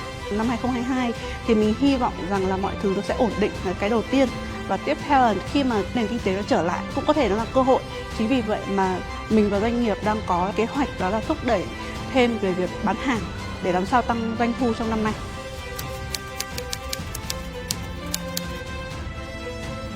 Sau đợt dịch này thì em có nguyện vọng là sẽ được nhà trường giúp đỡ, tạo điều kiện cho em để em đến thực tập ở những nơi mà em mong muốn và được đi du lịch cùng với bạn bè. Là một sinh viên thì sau quá trình khống chế đại dịch, em rất mong muốn được thầy cô cũng như là nhà trường giúp đỡ hỗ trợ về mặt chuyên môn và tạo điều kiện để chúng em có thể ra trường đúng thời hạn. Ngoài ra thì em cũng có mong muốn hoàn thành được giấc mơ du học của mình cách dễ dàng hơn thông qua những cái việc đó mở đường bay. Cái đầu tiên là chúng tôi mong muốn được là nhà nước có thể kiểm soát được dịch để mà người dân có thể an tâm đi du lịch. Cái tiếp theo chúng tôi mong muốn được là chính phủ có thêm được cái gói hỗ trợ, đặc biệt là những doanh nghiệp du lịch có thêm nguồn chi phí chúng tôi phát triển sản xuất kinh doanh sau đại dịch. Đối với năm 2022 thì mình mong muốn rằng là nhà nước sẽ có những cái chính sách ưu đãi hơn đối với các doanh nghiệp, đặc biệt là những doanh nghiệp mà do người yếu thế họ làm chủ và thành lập. Mong rằng là sẽ có những cái ưu đãi nhiều hơn về thuế này, có thể là giảm thuế để họ có thể nhanh chóng phục hồi lại cái hoạt động kinh doanh của mình.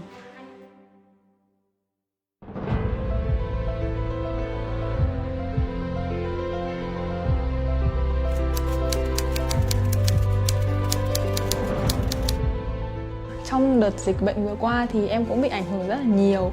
Ví dụ như là về việc học, phải học online ở nhà thì cũng rất là bất tiện. Trong đợt dịch bệnh vừa rồi thì bọn em bị ảnh hưởng khá là nhiều. Bản thân em thì cảm thấy rất khó khăn để mà tập trung với việc học online cũng như là tiếp thu được kiến thức, vì thế sẽ ảnh hưởng đến kết quả học tập. Và cái thứ hai là dự định đi du học cũng bị cản trở rất là nhiều trong việc hoàn thành hồ sơ. Trong đợt dịch vừa qua, Việt Nam có khoảng độ tầm 6 tháng là phải giãn cách. Đấy là mùa cao điểm của ngành du lịch. Những công ty du lịch chúng tôi đã bị ảnh hưởng về doanh thu khá là lớn, mất khoảng hơn 50% so với những năm trước. Trong đợt dịch vừa qua thì mình và doanh nghiệp của mình bị ảnh hưởng khá là nhiều. Thứ nhất là khách hàng của mình bên nước của họ đã rất chặt hơn, giãn cách xã hội này. Vì vậy mà khối lượng công việc theo đó cũng giảm dần.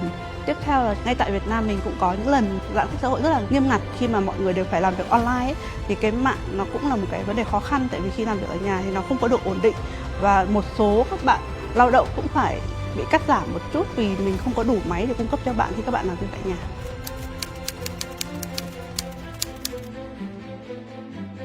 Trong quá trình phục hồi thì em muốn được đi học trực tiếp tại trường, được gặp thầy cô, bạn bè.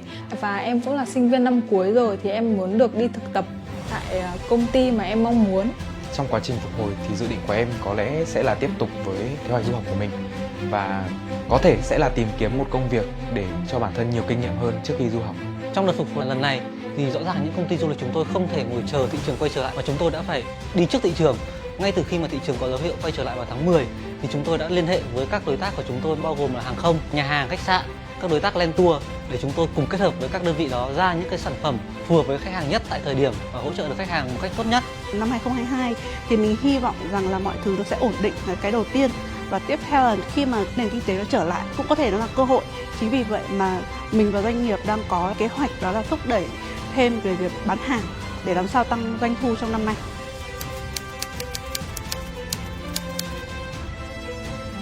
Sau đợt dịch này thì em có nguyện vọng là sẽ được nhà trường giúp đỡ, tạo điều kiện cho em để em đến thực tập ở những nơi mà em mong muốn và được đi du lịch cùng với bạn bè.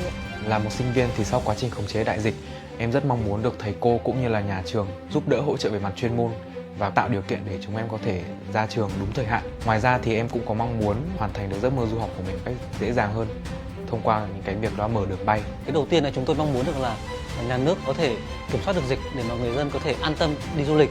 Cái tiếp theo chúng tôi mong muốn được là chính phủ có thêm được cái gói hỗ trợ, đặc biệt là những doanh nghiệp du lịch có thêm nguồn chi phí chúng tôi phát triển sản xuất kinh doanh sau đại dịch.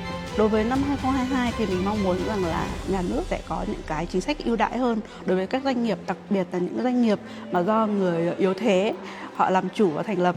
Mong rằng là sẽ có những cái ưu đãi nhiều hơn về thuế này, có thể là giảm thuế để họ có thể nhanh chóng phục hồi lại cái hoạt động kinh doanh của mình.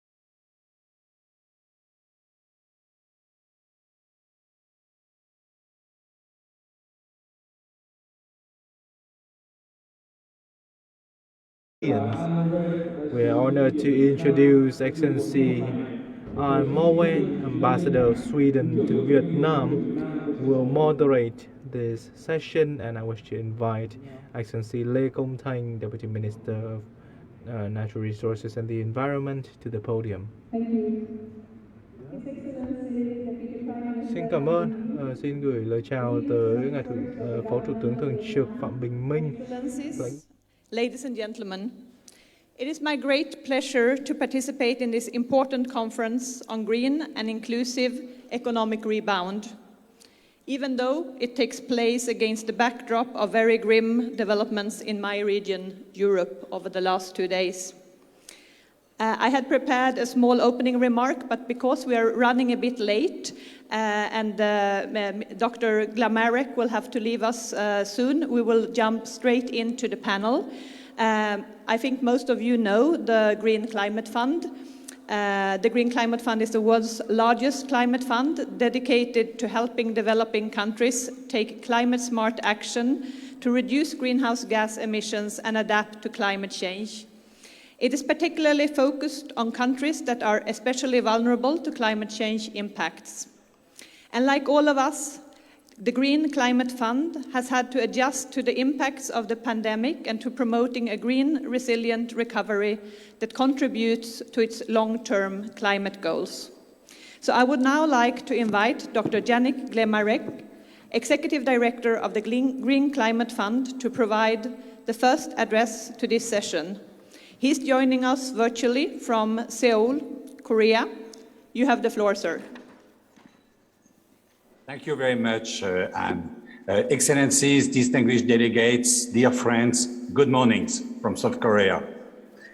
It's a great pleasure to be joining your discussion today. As we all know it too well, the COVID-19 pandemic has inflicted unimaginable suffering and severe economic damage. But as the world begins to cautiously emerge from the worst of the pandemic, we also have an opportunity to build a green, climate-resilient recovery that put us on a more inclusive and sustainable development path. To stimulate the economy and mitigate the impact of COVID-19, governments are undertaking large-scale expansionary fiscal measures. Depending on their green contents, the stimulus measures can either entrench our dependence on fossil fuels or accelerate our transition to net zero emissions by 2050. Climate action and COVID-19 recovery measures can and must be mutually supportive to be effective.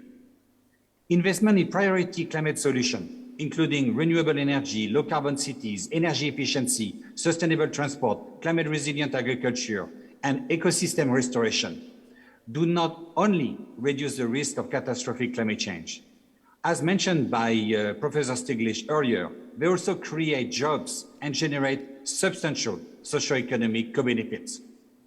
For example, the World Economic Forum estimates that a COVID-19 recovery focusing on nature-based approaches could create 400 million jobs and $10 trillion in business value each year by 2030. However, the United Nations Environment Programme found that so far, only 18% of recovery spending and only 2.5% of total spending will enhance sustainability in the 50 largest economies. We must ensure that developing countries are able to drive a green, climate-resilient recovery from the COVID-19 economic shock without raising the levels of sovereign debt. As the world's largest multilateral climate fund, GCF now has about $10 billion in approved projects, $37.2 billion including co-financing. GCF has adopted a four-pronged approach to help developing countries drive a green and inclusive economic rebound. First, we help countries establish a conducive environment for climate investment. This includes grant-based support for crafting green COVID-19 recovery plan. Second, we catalyze climate innovation. Notably, we support climate incubators and accelerators and provide early growth finance to help climate entrepreneurs in developing countries ground-truth their new climate solution. Third, we de-risk market-creating projects to establish a commercial track record for new climate solution and crowd in private finance, particularly climate solutions with high development co-benefits.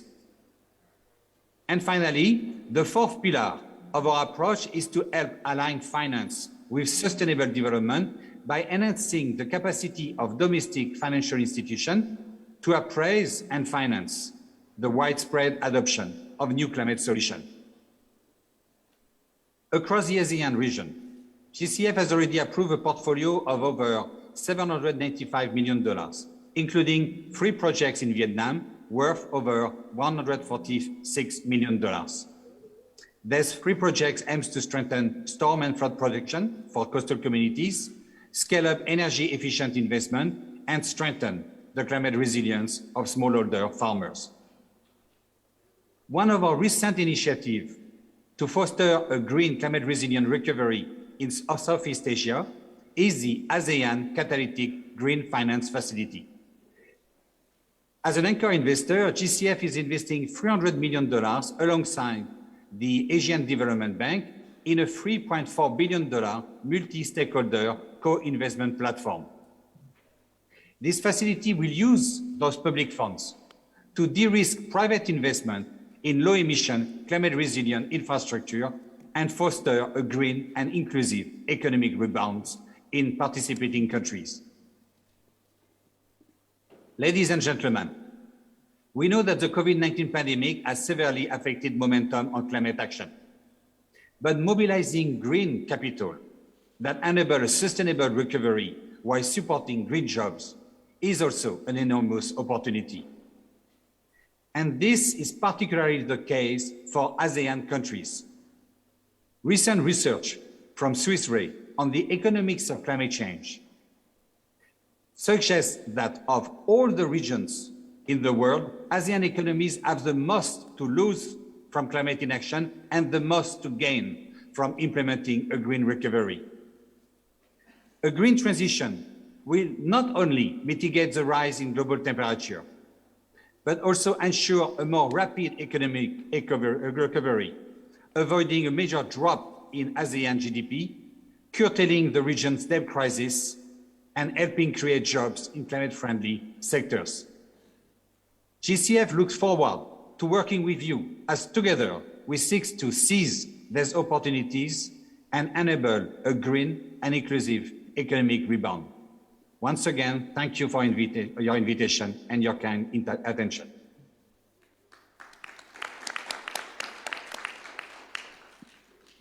Thank you very much, Dr. Glemarek, for taking the time to join us in this conference today, and of course for your highly interesting and relevant address.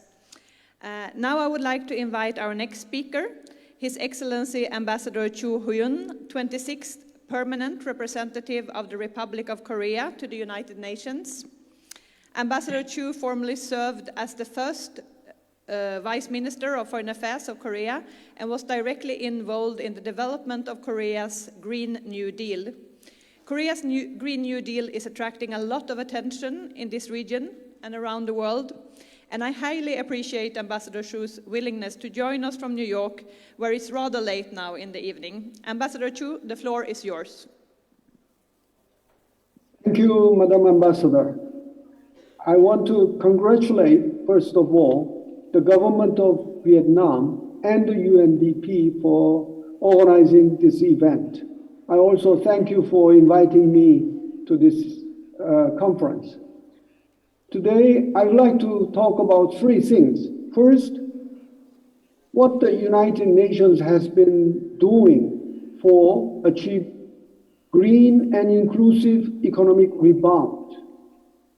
Secondly, what Korea plans to do and what Korea has been doing for the same objective. Thirdly, what we can do together. We mean Vietnam, Korea, and some other countries in the region, but also the United Nations and the UNDP. First, let me start with the ongoing discussion at the United Nations. Vietnam is not alone in pursuit of this noble goal. Actually, more than 135 countries have now pledged carbon neutrality, and 66 of them have specified their target year like Vietnam.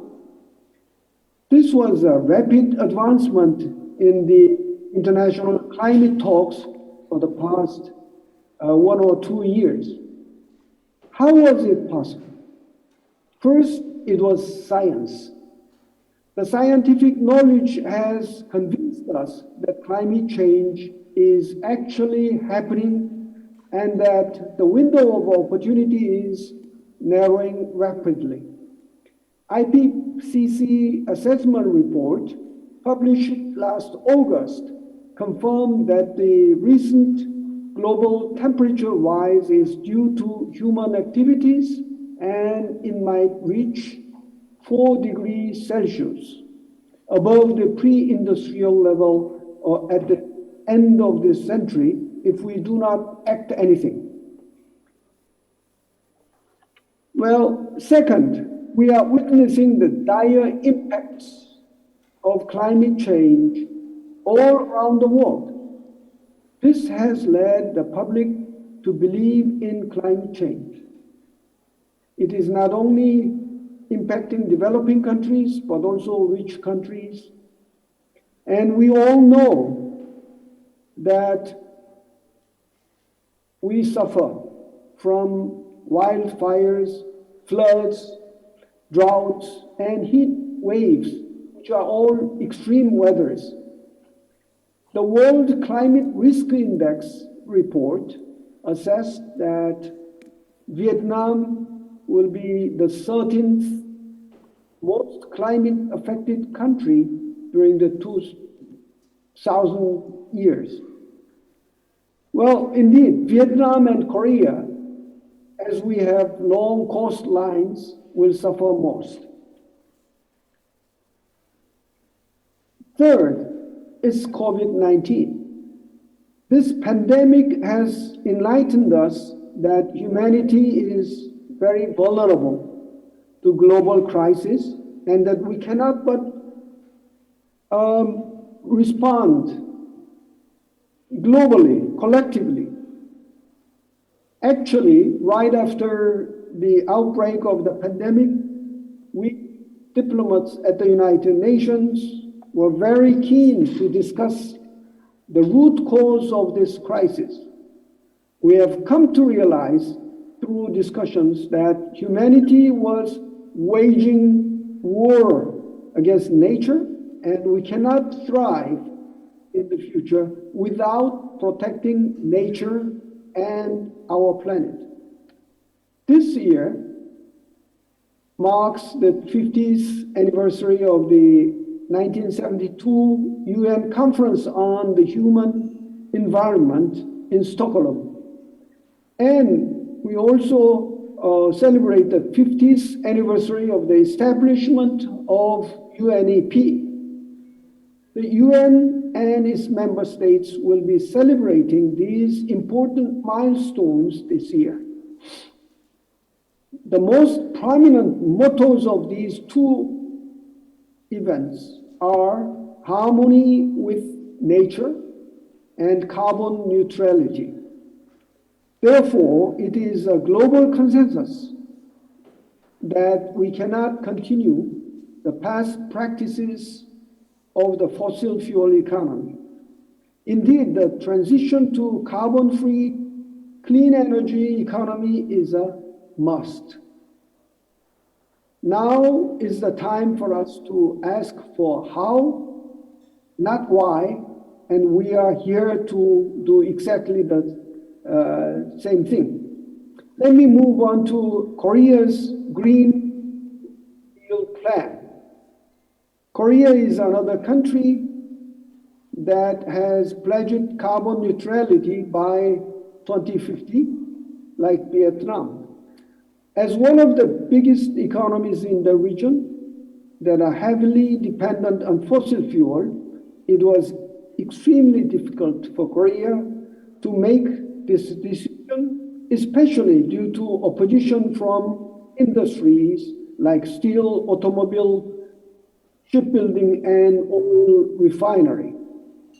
However, after a year-long nationwide discussion, we finally decided to go after the new opportunities that would be created by the Green Revolution rather than sticking to the old shrinking market. The Korean Green New Deal package is the ambitious and yet concrete roadmap to achieve this goal. Let me explain some of the key policy goals in it. First, green transmission of infrastructure. The Korean Green New Deal will turn cities into climate resilient, smart green cities, and the buildings, especially the public buildings, into smart green buildings with renewable energy, higher heating insulation, and eco-friendly materials. Infrastructure like water and wastewater treatment facilities will be upgraded with AI, that is artificial intelligence, and ICT technologies. This will not only reduce greenhouse gas emissions, but also make us better prepared against the negative impacts of climate change. Second, transition to low carbon and dispersed energy system. Renewable energy sources such as solar and wind will be rapidly expanded to reach 30% of our total electricity by 2030. These dispersed energy sources will be systematically linked by an intelligent smart grid. For this, we will make 5 million homes be equipped with smart electricity meters. However, the problem with the sun and wind is that we cannot control them. To make up for the intermittence and unpredictability of renewable energy sources, we need green hydrogen technology. The Korean government has established the hydrogen economy roadmap in 2019. Our Congress also backed it by the Hydrogen Economy Act in 2021. Thanks to this fast movement, Korea is now #1 in the world, #1 producer and exporter of hydrogen vehicles and hydrogen fuel cells in 2 consecutive years. Another important part of energy transition is green mobility. Korea is rapidly expanding the charging stations for electric and hydrogen fuel cell vehicles and aims to put more than 1 million electric cars and 200,000 hydrogen cars on the road by 2025. This will cut not only greenhouse gas emissions, but also air pollutions. This will also simultaneously secure competitiveness in the global green automobile industry. All sorts of automobiles, including trucks, commercials, and construction vehicles, will go through this electrification. Third, promotion of green industry. The Korean government will support the green industry at every stage, from incubation of startups to expansion to overseas market. By 2025, 10 smart green industrial complexes and numerous clean factories will be established. For promotion of green R&D and commercialization, a massive scale of green loan and public-private investment fund will be mobilized. However, Korea is doing all of this not only for the climate action.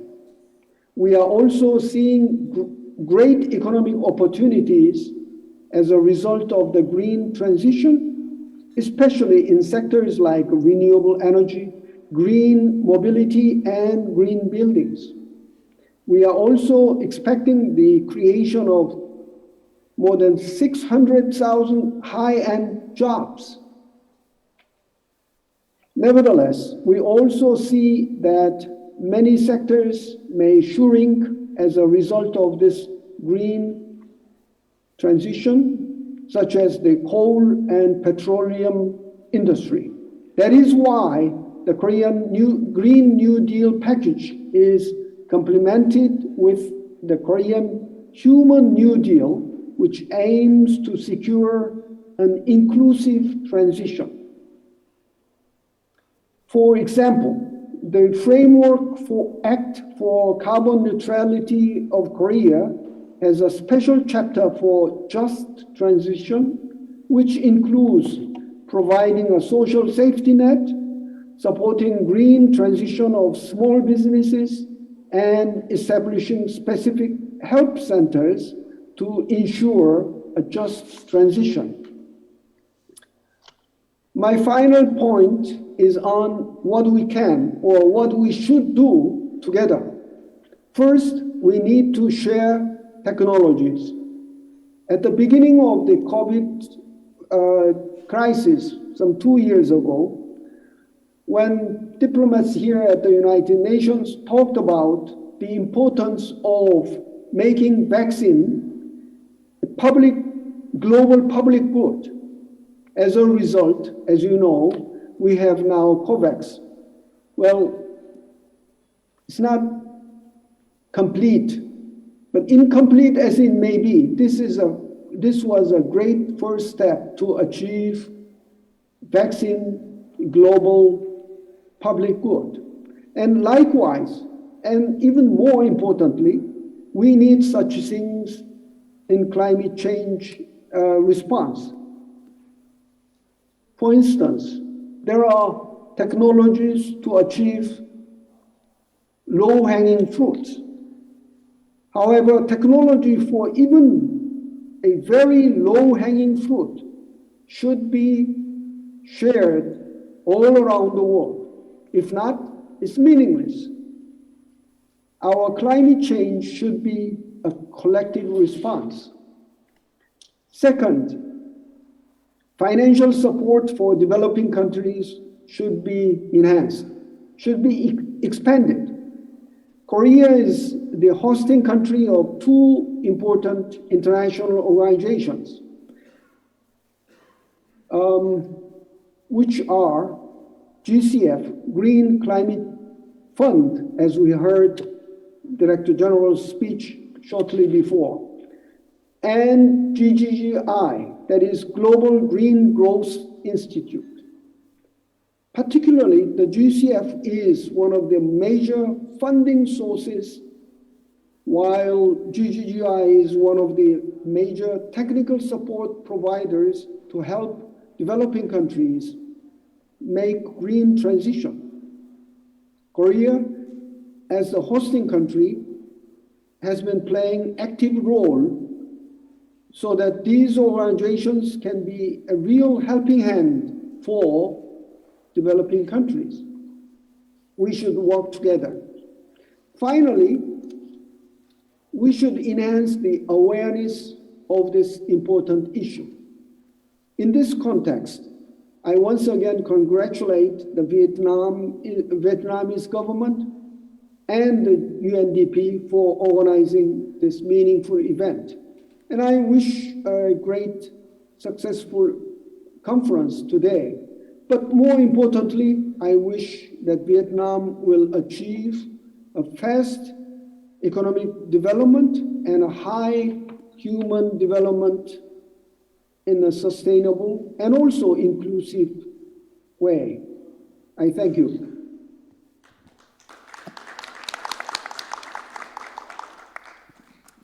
Thank you so much, Ambassador Xu, for this inspiring and thought-provoking address, touching on Korea's examples. Actually, I want to thank you in particular for mentioning the UN conference, Stockholm Plus 50, which will take place in my capital, Stockholm, in June this year, and it will mark the 50th anniversary since the world's first international conference on environment that was held in 1972. I know colleagues in New York and headquarters are already preparing this, and it's of course not to look back, but to speed forward and focus on implementation. Ambassador, I know it's late there, but I hope that you can stay online with us for a little bit longer for the discussion session. So now I would like to invite our next speaker, His Excellency Vice Minister Le Quang Thang of the Ministry of Environment and Natural Resources, Monray of Vietnam, sitting next to me on stage. So at COP26, the international community highly appreciated Vietnam's very ambitious climate targets on net zero emissions by 2050, phasing out coal power, reduction of methane emission, and on ending deforestation. Vietnam also has ambitious plans on circular economy. And as we all know, the key task now is to translate these extremely positive targets into reality here on the ground. Vice Minister Le Quang Thang, we are greatly looking forward to hearing from you on this important topic. You have the floor, sir. Thank you, Ambassador. Kính thưa Thứ trưởng Bộ Ngoại giao Phạm Quang Hiệu, kính thưa các vị đại sứ, ambassadors, representatives of international organizations in Vietnam, on behalf of the leadership of the Ministry of Natural Resources and Environment, I'd like to thank the organizers for inviting me and all the experts to attend this important meeting. This is organized in a time of resolute implementation of Vietnam for the commitments of the COP26. And this will be the main topic of my presentation today. And as we are facing the double challenges by the pandemic and the deprivation of natural resources, it has exerted impacts at a global scale, and it is because of the non-sustainable model for growth which has disrupted the natural ecosystem. Therefore, green recovery, green rebound after the COVID-19 pandemic, as for transition from fossil fuel to renewable energy, as well as green growth and green transition is now the trend. And our party and our state has made resolute policies in order to participate in the international initiatives on climate change adaptation, especially the net zero emission and the transition from fossil fuel to renewable energy, as well as other efforts.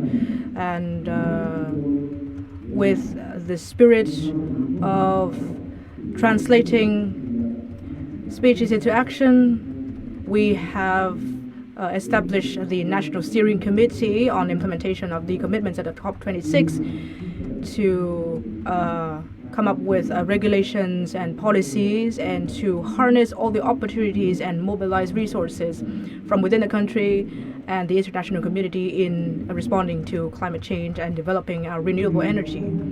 And right after the COP26, Vietnam has amended and issued new legal documents on addressing climate change, environment protection, as well as the relevant areas, for example, electricity and land management, to create legal frameworks for climate change response. And as the leading agency of the National Steering Committee, the Ministry of Natural Resources and Environment has worked with ministries and agencies in implementing, and we have set out a number of key points, key areas. First, to make administrative reforms. Second, to transform our industry. Third, to improve our infrastructure. Fourth, land management and agricultural land management. And next, to respond to climate change, and next, to promote innovation in information and technology, and next, climate diplomacy, among a few others. And we are also looking into the policies to address the bottlenecks in order to facilitate the net zero financial credits, as well as financial institutions to support Vietnam with the projects regarding net zero emission, with the aim to revise plans related to the implementation of the net zero emission goal. And we are constantly updating our national strategy on climate change response. And we are also working on our plan from 2021 to 2030 and transition from fossil fuel to renewable energy and reduction of 30% of methane. And we also work on facilitating businesses and agencies to work on green growth and renewable energy transition. And we are also looking forward to participate in important international organizations on solar energy and renewable energy, and to restructure our economy into a more green direction, and to address the impacts of climate change, and to implement our nationally determined contributions, and to develop the offshore wind power and solar power, to make amendments to our green growth strategy, as well as to work on the development of our domestic carbon market in line with the international market, as well as to commit to our limit for carbon emission. And I'm very delighted to inform you that all of Vietnam's efforts has been recognized by the international community. And in the first years of 2022, we have received important guests, for example, the president of COP26. And recently, the U.S. Special Envoy for Climate, John Kerry's visit to Vietnam to exchange the potentials for cooperation to implement the COP26 commitments. Ladies and gentlemen, responding to climate change and the COVID-19 pandemic, and to recover the natural ecosystem needs a comprehensive, a holistic approach. This cannot be undertaken by one single country, but needs a joint effort from all the countries in the world, with the people put at the center of our policies. And on this occasion, I'd like to call upon all the international organizations and agencies to work on addressing these challenges. And I'd also hope that our partners, our international organizations, and the financial institutions would support Vietnam in fulfilling our net zero emission commitment. And I'd also like to take this opportunity to thank our leaders from the central government, from ministries and agencies, from localities, and our development partners, having always worked with our ministry over the past years. And I look forward to your continued support in the future. Thank you very much, Excellency. Thank you, Vice Minister. I know that all of us participating in the conference here today are strongly committed to supporting Vietnam to achieve its economic rebound and these impressive climate goals that you have just outlined.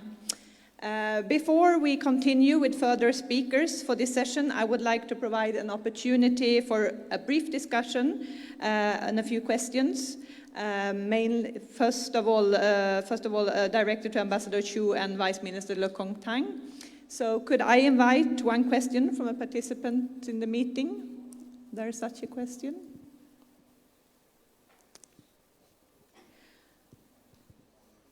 Okay, while you are thinking and we're waiting, I could start with one question directed to Ambassador Chu.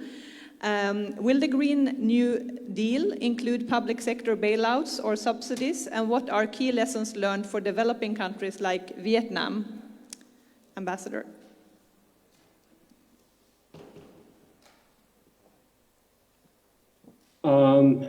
First, I ask for your understanding that Ambassador Cho has a very early meeting tomorrow morning, so he has to leave. So my name is Hyun Meng, counselor at our commission to the UN here in New York. What was the question again? I didn't catch the question. The question was whether the New Deal, the new Green Deal, will include the public sector bailouts or subsidies, and what are the key lessons learned from developing countries like Vietnam? If you would like to pass on that question, I can continue with the question to the Vice Minister. Actually, at the right moment, I don't have specific information about the public bailouts, yeah, the Korean Green New Deal package is a very comprehensive, and yeah, if you look at the volume of the plan, it's very comprehensive. So I'm quite sure that, yeah, but mostly it is about the policy directions, about the government policies and for the industry. So yeah, let me take a look at the specific question, and then if I can get back to you. Thank you very much. So if no question from the audience, a question to Minister Le Quang Thanh. How is Vietnam planning to increase foreign direct investment and domestic business sector investment in green, clean, carbon neutral technologies and infrastructure?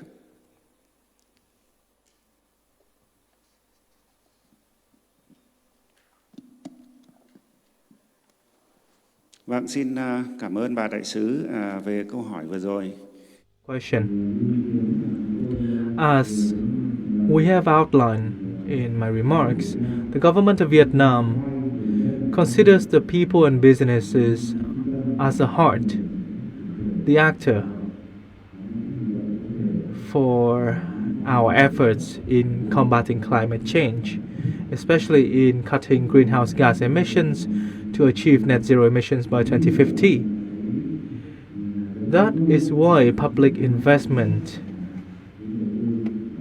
would only serve as initial stimulant to thereby attract further investment from the private sector. And at the moment, Vietnam is also making efforts to review and amend a number of regulations and policies, relevant regulations and policies, to attract greater investment inflows from external sources, especially in projects in energy transition towards green, clean renewables, or investment in projects that are truly green and clean, that can produce green and clean products. Such efforts would serve to help Vietnam transition to a green, circular, and low carbon emission economy. Thank you for that very concrete and illuminating answer. I would like now to thank especially Ambassador Xu for joining us from New York, but also Vice Minister Le Quang Thanh here in Hanoi. We will now move on to our second group of speakers for this session. First of all, I would like to introduce Dr. Ajay Mathur, Director General of the International Solar Alliance, ISA.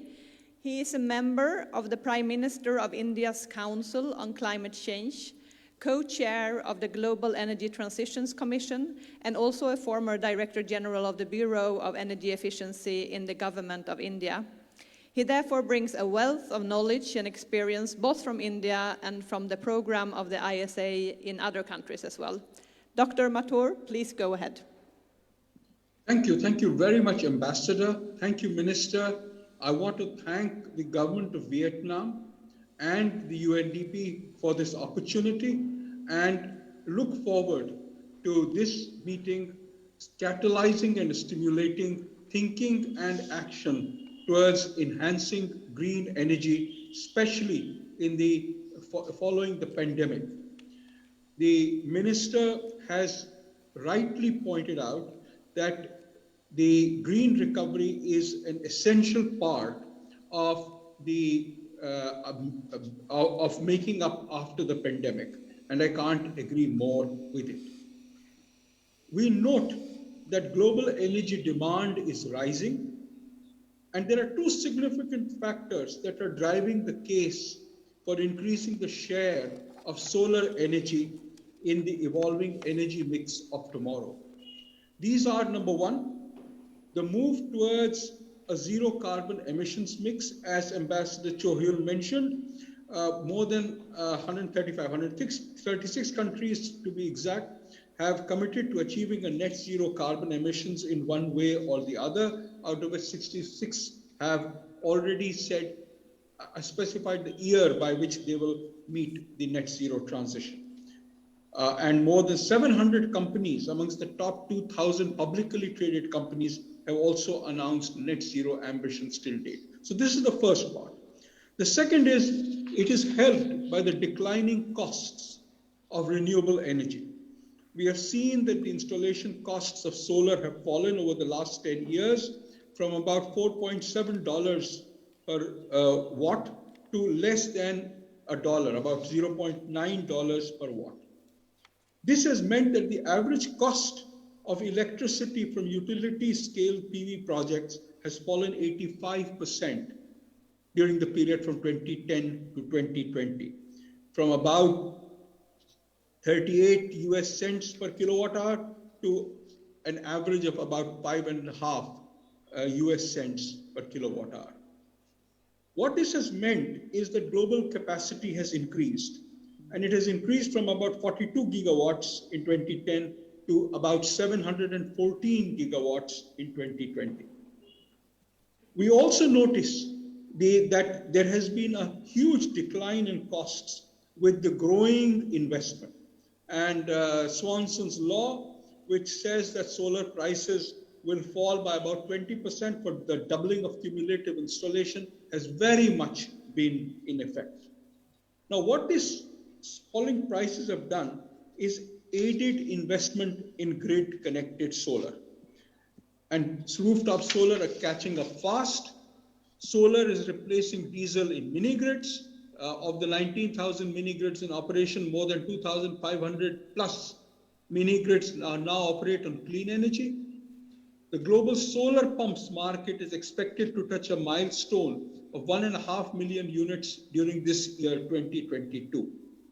We in India are moving towards replacing 26 million fossil fuel water pumps with solar water pumps.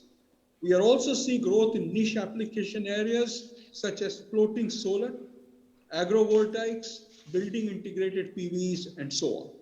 So this is the good news. But I also think it is important to focus on two areas where we are seeing challenges. The first is that the financial resources have largely been limited to a few countries where investor confidence in repayment is high. Historically, investment in renewable energy has been limited to a few developed countries. Between 2010 and 2014, developed countries approximately spent about $1.6 trillion on implementation of renewable energy technologies. During the same time, the developing world, India and China in particular, spent about $0.65 trillion. But starting in 2015, with the Paris Agreement, we see a change happening. And we now see that the developing countries and the emerging economies are investing or are attracting investment for solar energy, which is far, far more. But even today, in Africa and the Middle East, in 2018 and 2019, only about 0.5% of the total investment in renewable energy went into this area. It was about $15 billion against the total of about $282 billion. This highlights the systemic challenges present in these regions and the mechanisms that are needed to make the changes. We see regulatory risks, we see foreign exchange risks, we see financial risks. As Dr. Glenmark mentioned, we are seeing risk mitigation and consequently credit enhancement measures as being important to enable the deepening of the green energy market. At the International Solar Alliance, we are developing a blended finance risk mitigation mechanism to make this possible, with a $700 million blended finance pool that could provide both affordable capital finance on the one side, but more importantly, risk finance capital on the other side for projects in our member countries. This mechanism is expected to spur follow-on investments to the tune of approximately somewhere in the range of $5 to $10 billion over the next 10 years, bringing energy access to 35 to 40 million households. This, we believe, is an important goal, and mitigating about half to 1 million tons of carbon emissions.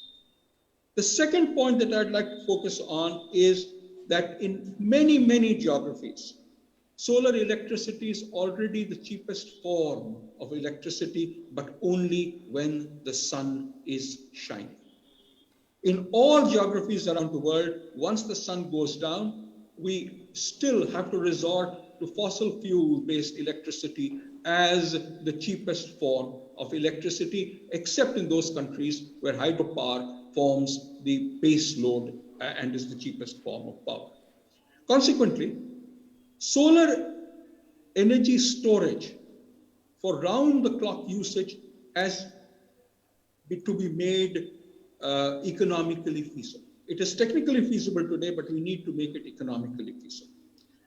Today, at an approximate price of about $165 per kilowatt hour of storage, we are looking to a price of somewhere between $100 and $120 per kilowatt hour, which would make the storage and solar electricity together be cost effective round the clock. So we are therefore looking at large scale substitution happening with low cost storage solutions such as batteries becoming available, which enable, as I said, cost effective round the clock renewable electricity supply. We would very much like that the world gets together to create a global battery coalition, which brings together global leaders to make collective actions to create a global demand for battery storage and thereby increase both the volumes and at the same time decrease the price of battery storage. In the past few years, we have seen Vietnam grow into a phenomenal solar photovoltaic growth and seen the growth increase from 5 megawatts in 2016 to about 16,500 megawatts in 2020. As we move ahead, we look forward to working with Vietnam to leverage the opportunities provided by the solar boom and cement its position as the leader of renewables in Southeast Asia. We would like Vietnam to join us in the International Solar Alliance's efforts to use the sun to power the world through developing solar parks, powering islands and archipelagos, meeting the power demands of industries, developing solar-powered e-mobility solutions, and obviously looking at solving the problems of round-the-clock supply and of PV and battery waste management. We look forward to work with the world and with Vietnam in particular on channeling the energy needs so that we can move towards solar energy providing us cost-effective electricity round the clock. Thank you very much.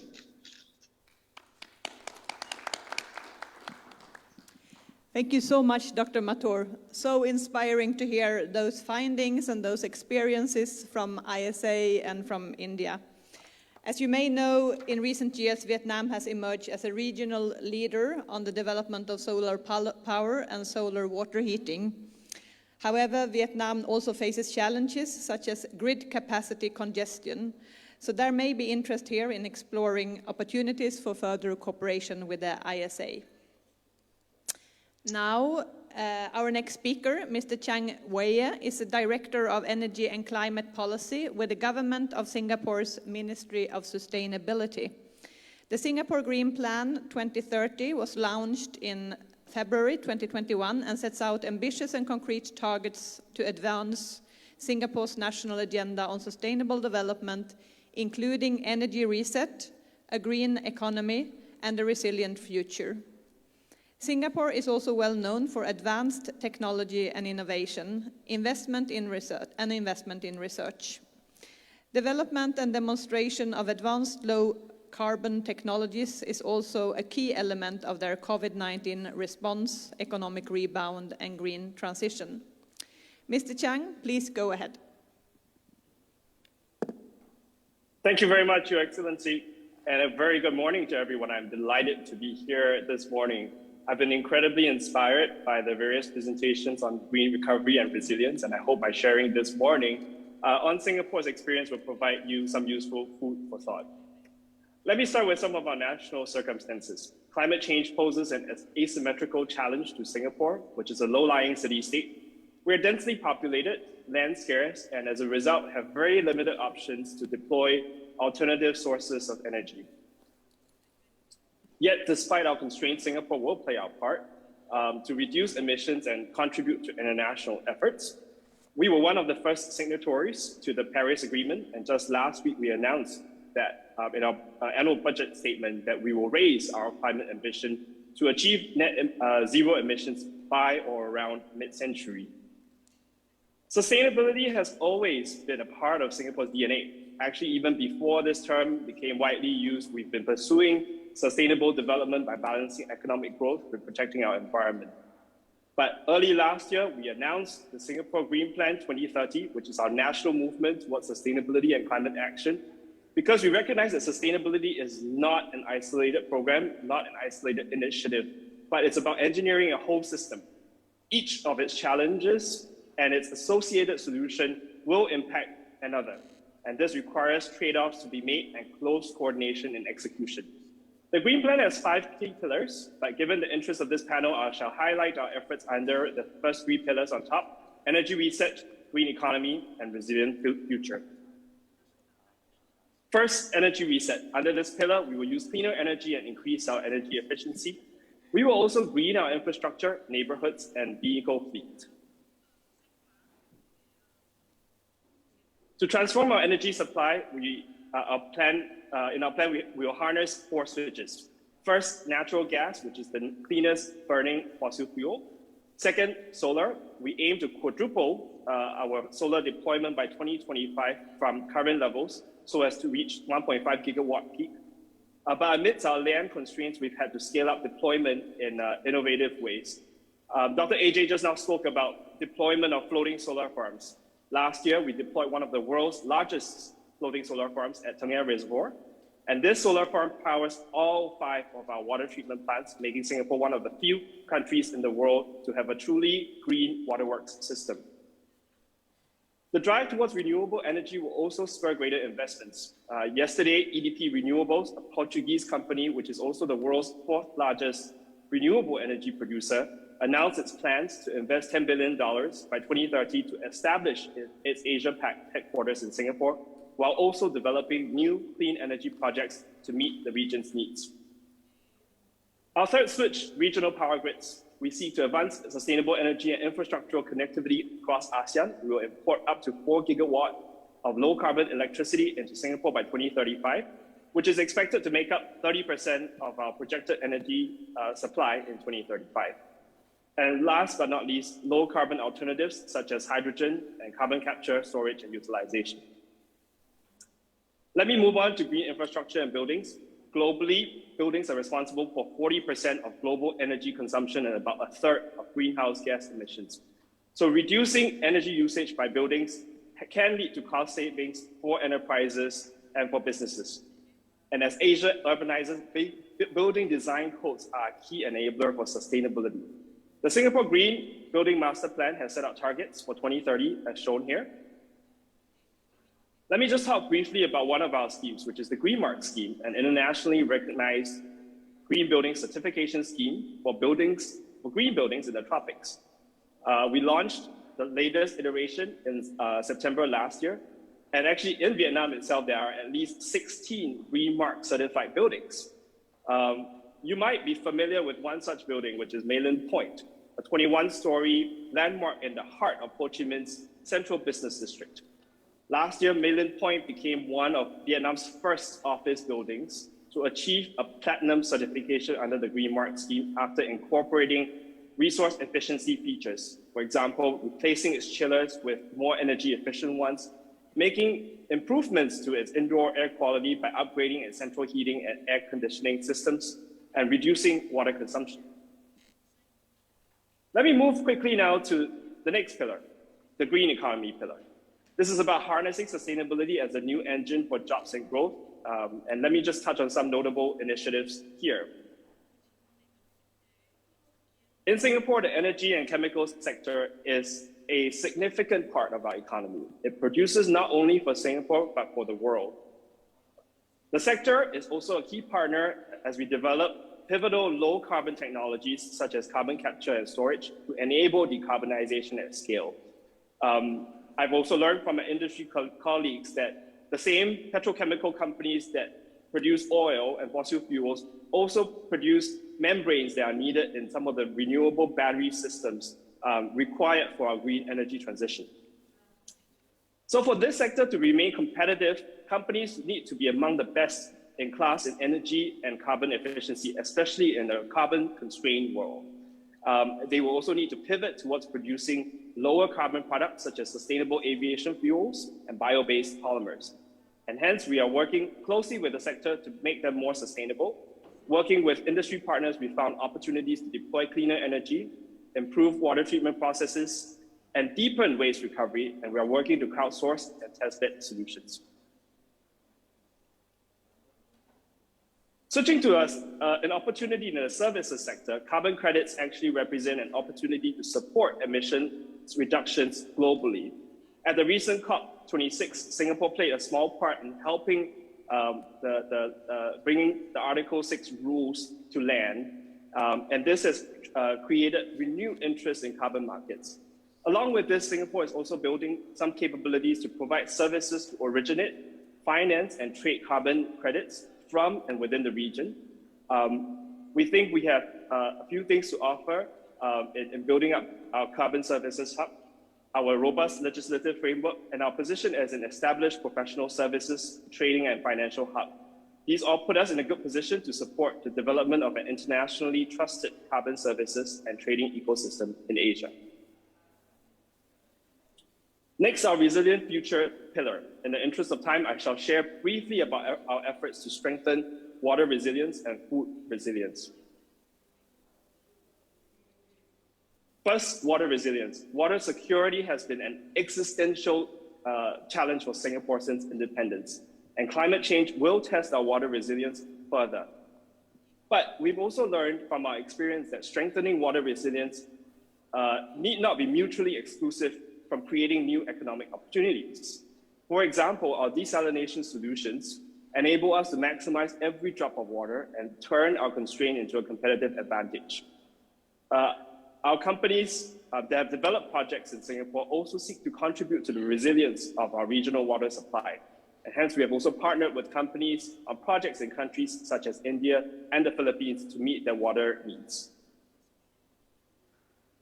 Next, food resilience. As a land-scarce country, only 1% of land in Singapore is used for agri-food production, and we import more than 90% of our food. But we recognize the importance of building a resilient food supply. We have thus embarked on the 30 by 30 goal to produce 30% of Singapore's nutritional needs locally and sustainably by 2030. We have three strategies. First, optimizing scarce land and sea space for food production. Second, supporting farms to encourage more productive and sustainable farming practices through our Agri-Food Cluster Transformation Fund. and also R&D investments to support efforts to drive food-related innovation.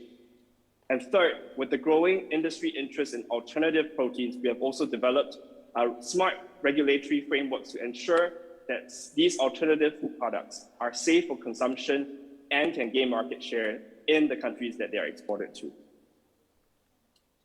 Let me conclude. Many of the challenges that I've highlighted here are not unique to Singapore, but in the climate, in the world facing the challenges of climate change, these challenges are common all across Asia. Realizing a green economy has its costs, but also brings tremendous opportunities. I just wanted, before I conclude, I just wanted to leave you with a few messages. One, we think that bilateral and multilateral cooperation will be crucial for issues ranging from renewable energy deployment, sustainable infrastructure, and carbon markets.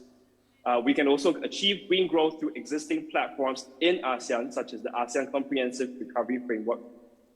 And on a word of thanks to our host country, Vietnam, we are happy to deepen our cooperation with Vietnam. For example, Vietnam has the potential to harness hydropower, solar, and wind energy to green its electricity supply. And our companies are happy to offer solutions that can be deployed across Vietnam. And as Vietnam shifts towards a circular economy, we can also exchange best practices on resource recovery and reducing our landfill waste. I hope the examples I shared here have given you a glimpse of what a green recovery may look like. Thank you very much.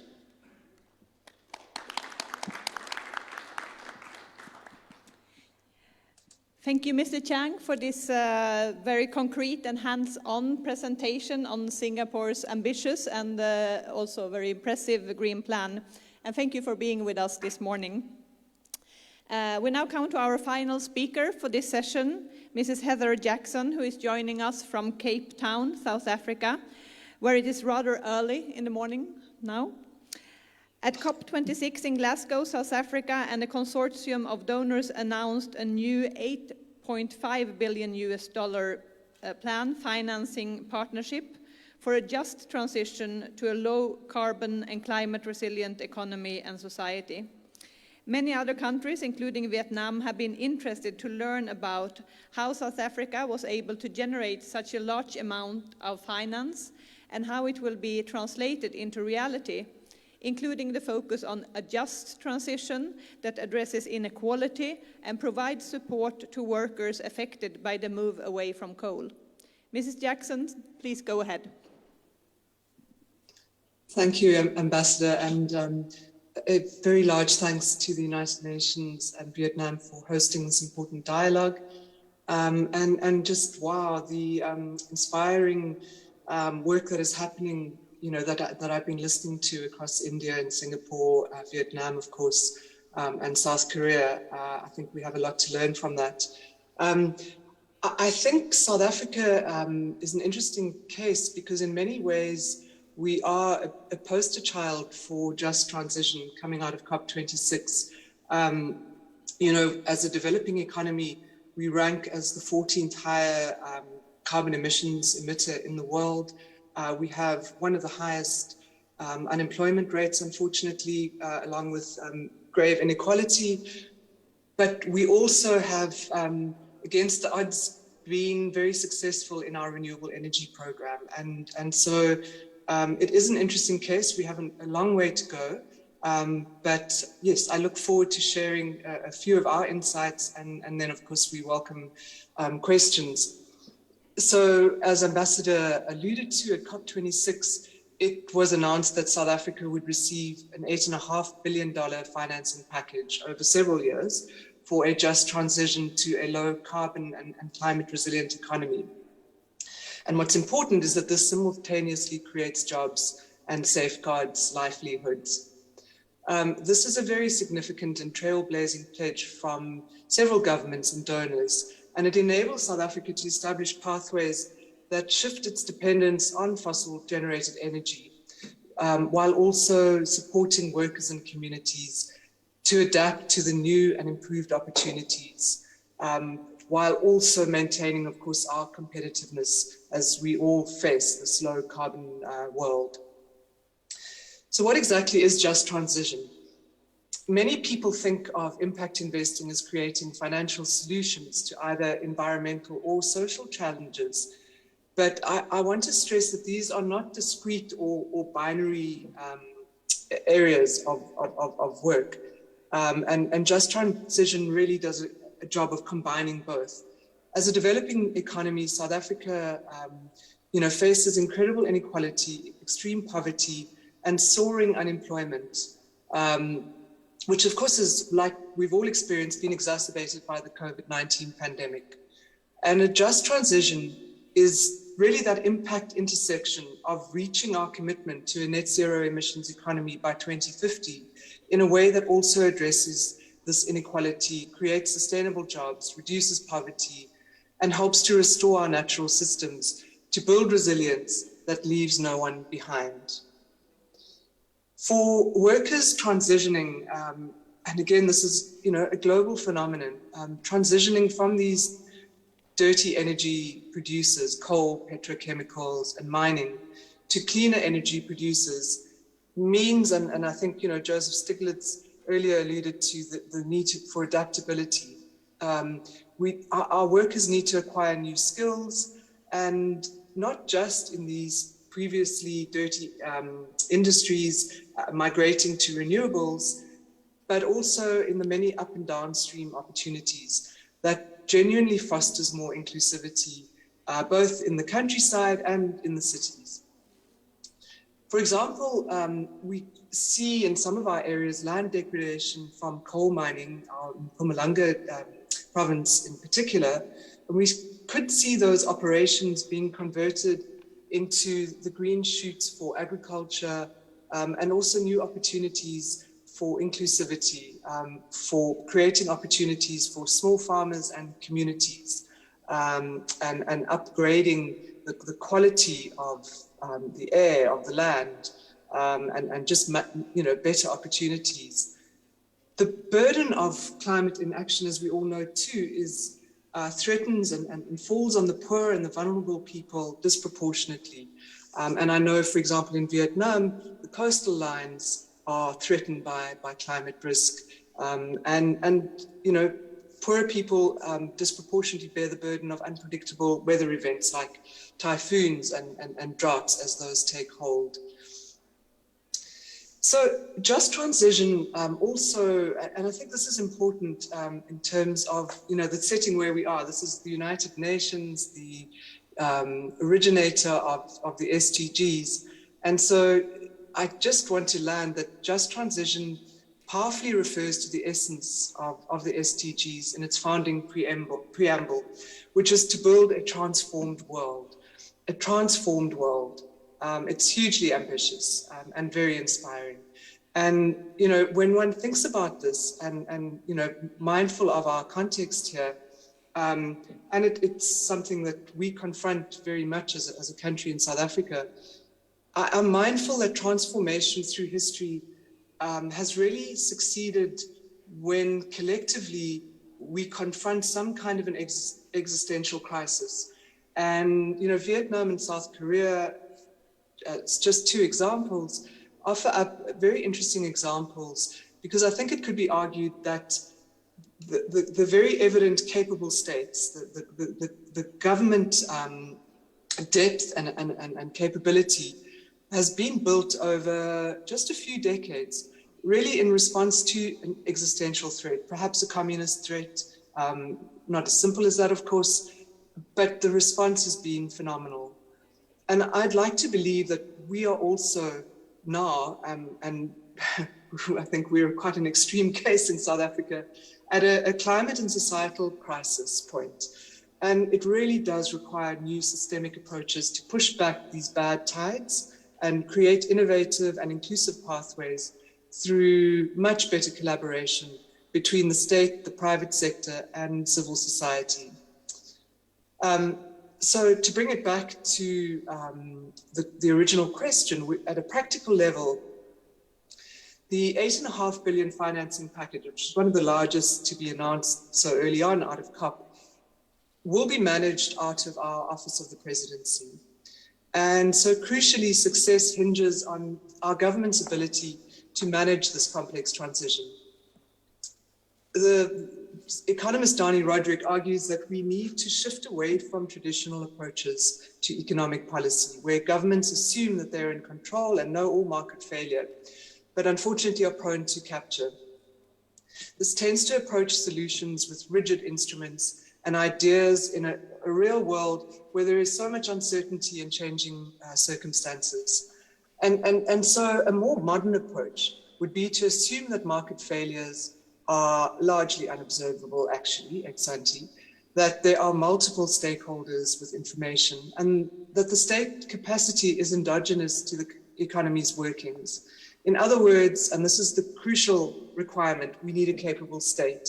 And I admire what I've heard so far from the countries in Southeast Asia in this regard. As I say, I think we have a lot to learn. This modern approach, and it's so crucial to combating the complexities of climate risk, particularly in a just transition context, because the modern state relies on the identification of objectives and constraints through this strategic collaboration with the private sector and communities. And then this process of iterative and collaborative behaviors of learning, cost discovery, and error detection. So our government really needs to rise to this occasion, where it's armed with the ability to lead and incentivize the scaling of renewable energy in such a way that we truly transform our economy. Our renewable energy program, it must be said, has remarkable promise. And South Africa has had one of the fastest growing sectors in the world. Another slight digression, when one engages with successful transitions, and this is a point of optimism I hope to end on. Historically, sectors like telecoms and steam engines in the days of old have required new forms of energy, mobility, and communications. Those three components have been critical to their success.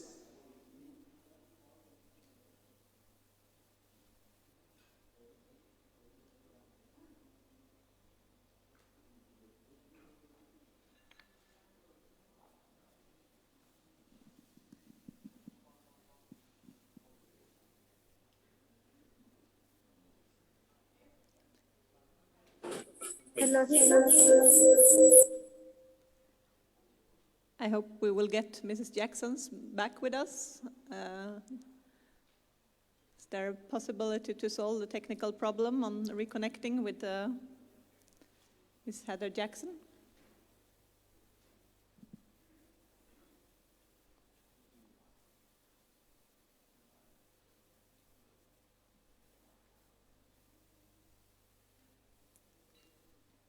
I think we will just move ahead, and we hope for her to get back to finalize her remarks.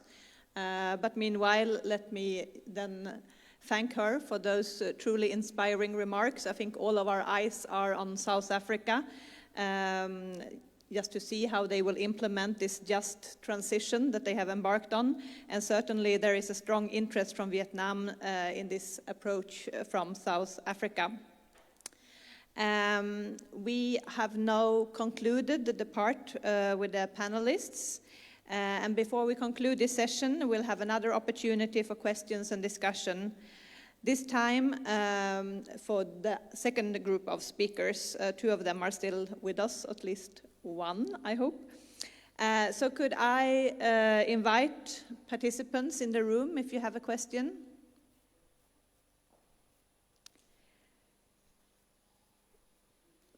Let's see if you have Mrs. Jackson back. No?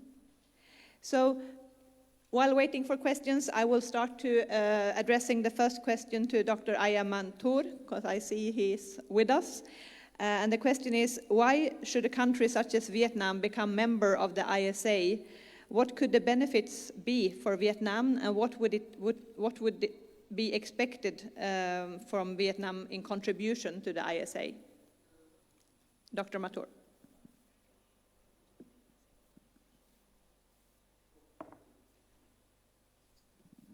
Okay, thank you. Thank you very much.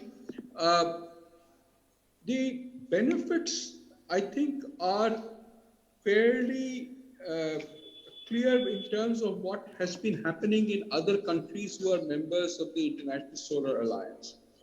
But particularly as far as countries which have a seaboard and archipelagos are concerned, I think the important issue is the move towards solar energy providing round-the-clock electricity in places where either electricity is difficult to reach or is very expensive to reach.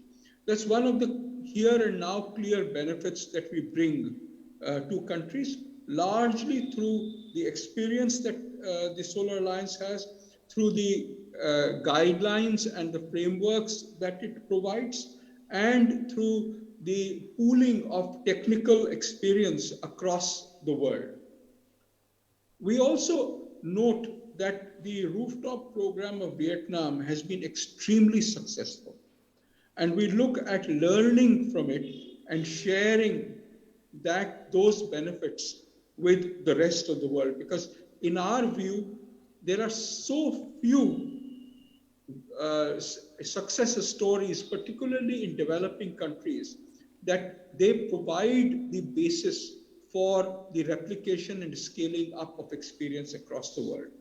Finally, in terms of contributions, there is today no membership fees as far as the International Solar Alliance is concerned. The financial commitments to the Solar Alliance, therefore, are completely in a voluntary nature. We have not seen any developing countries provide any resources except very, of a relatively small amount. But I think it is more getting together within a framework where we exchange information, where we enable and facilitate movements that make a huge difference. Thank you. Thank you, Dr. Mathur. Some good information there on ISA for Vietnam to consider. I don't see that we have Mrs. Jackson back with us. I would then ask if there are any questions from the floor to Dr. Mathur. Yes, gentleman on the third row.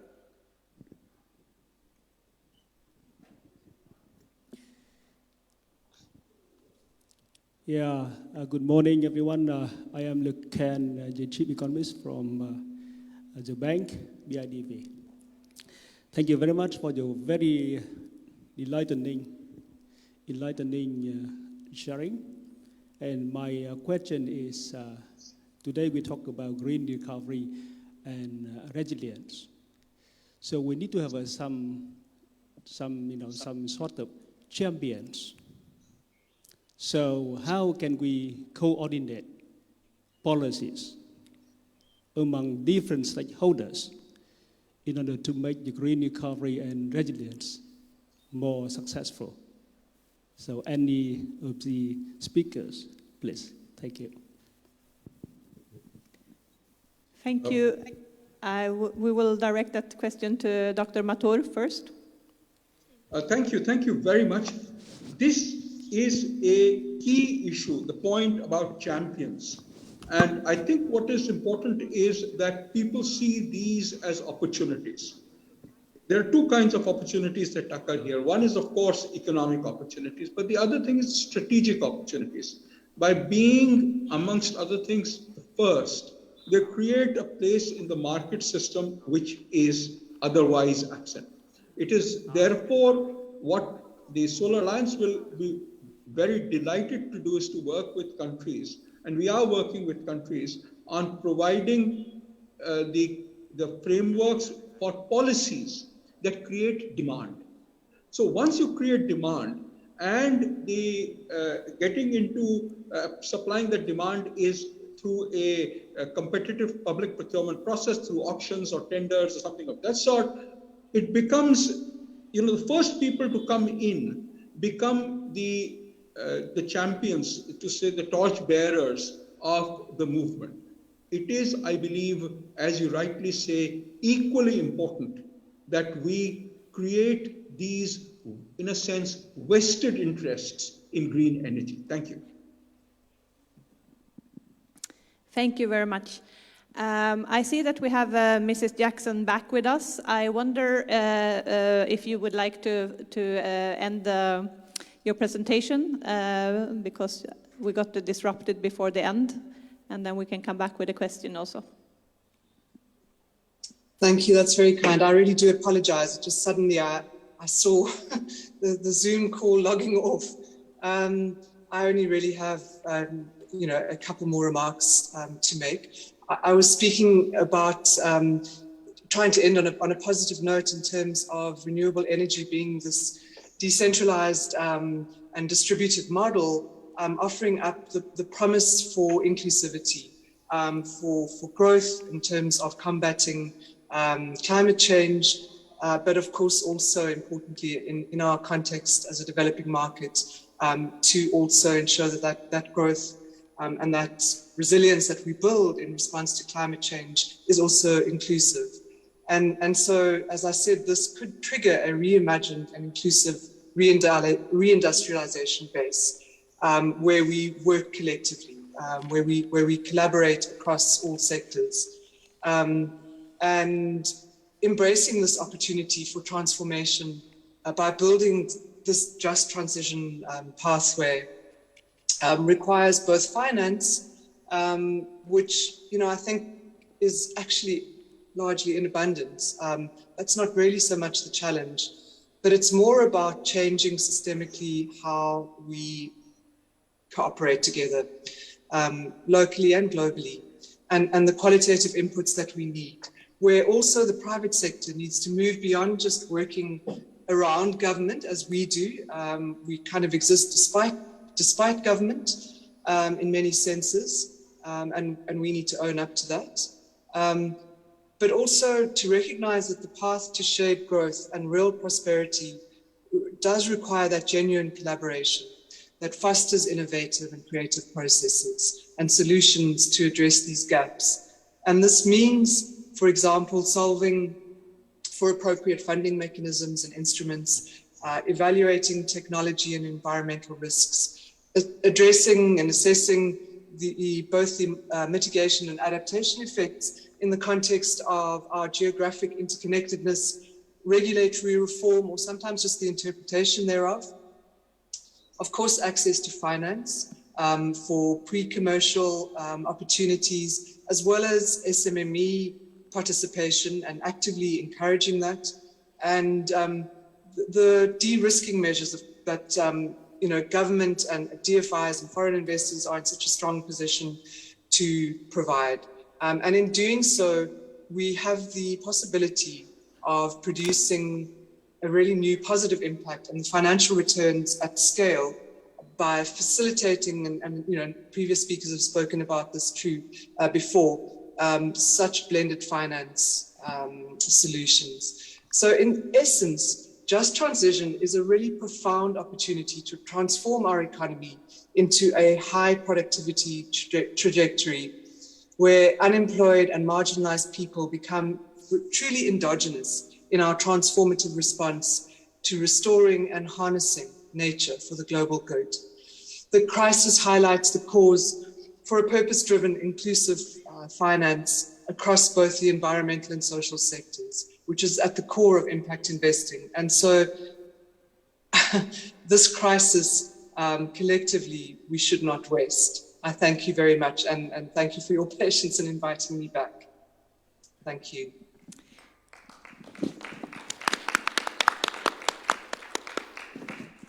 Thank you, Mrs. Jackson. I thank you again for this very inspiring presentation in your absence, but I will say again that South Africa has such an interesting experience going on, and we are all looking forward to see how you're implementing this just transition.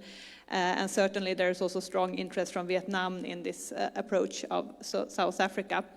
I think we've come to the end. I don't know if there will be much more time for questions. I see that we have two online, but one is for Ambassador Chu, and I don't think he's with us any longer. So if there's no other... Yes, I see a question here in the front row. Ambassador Ackerman of the Netherlands. Yeah, thank you. Well, thank you very much for an interesting panel. And it was very interesting to hear also a bit more about the South African model and their move towards carbon neutrality. And that model was, if I understand the feedback from Vice President of the European Commission, Frans Timmermans,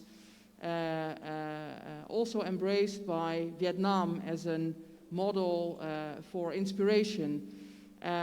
Could perhaps the Vice Minister of Mondre elaborate a bit on how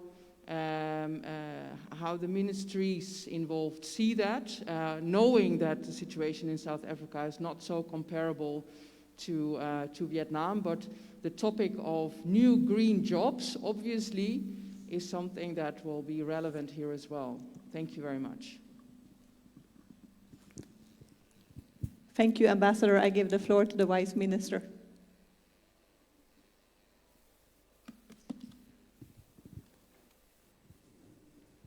Vâng, xin cảm ơn câu hỏi. For your question, Excellency Ambassador. We were informed of the $8.5 billion program for the Just Energy Transition Partnership that South Africa is implementing.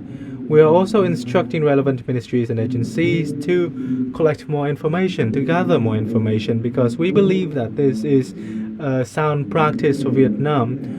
The issues outlined by our panelists today are all issues that Vietnamese ministries and agencies are actively looking into, so that we can put forth measures in our energy transition process, especially in the transition of our coal-fired power plants.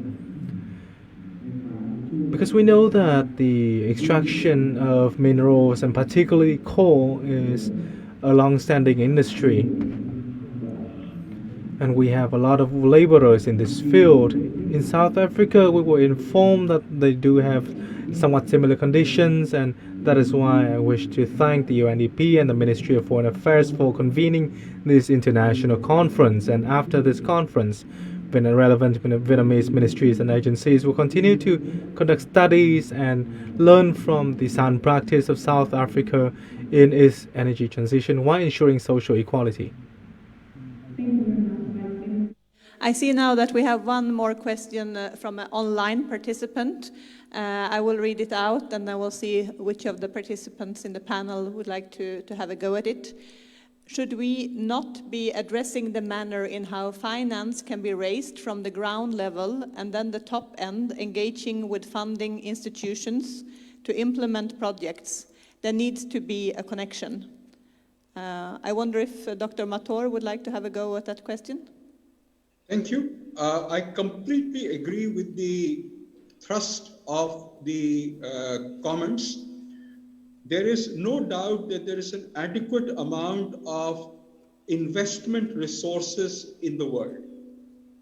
The problem is that we are not seeing these investment resources go into many developing countries, or if they go at interest rates that are far higher than what countries are willing and able to pay.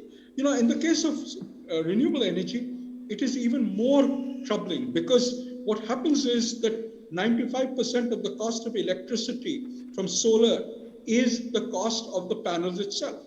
If you look at fossil fuels, approximately 50% of the cost of electricity is the cost of the equipment, and 50% is the cost of coal or gas or whatever it is, which means that the cost of capital becomes amazingly important for renewable energy and solar energy.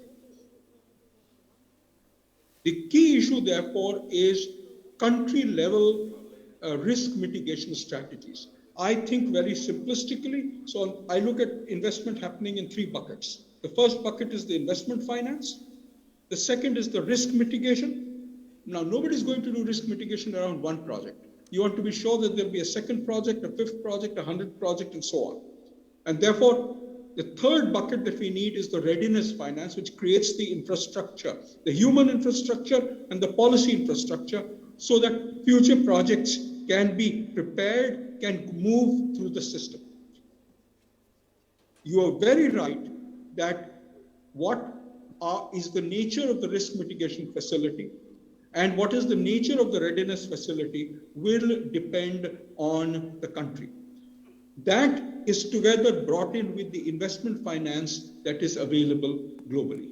So what I hope is that we would be able over a period of time to have these three buckets of financing for various countries where we do not see solar investment flowing in today.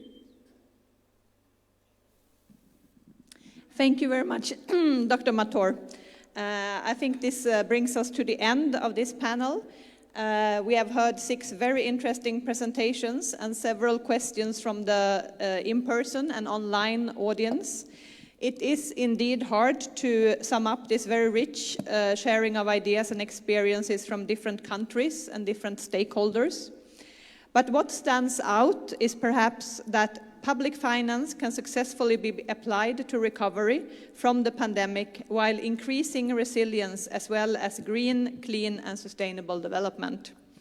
For example, just transitions are possible by protecting workers from negative consequences from coal phase out, while at the same time generating clean and green jobs and making achievement of the temperature targets on the Paris Agreement possible. Climate change adaptation and pandemic resilience can increase hand in hand in the right investment if the right investment choices are made. The private sector and consumers can be encouraged through various policy instruments to invest in green, low-carbon technologies and practices as well as circular economy innovations. So with that, I thank all of you who have participated in the panel, or I thank the audience in the room and online, and I thank the Vice Minister being here on the stage with me. Thank you very much, and over to the MC.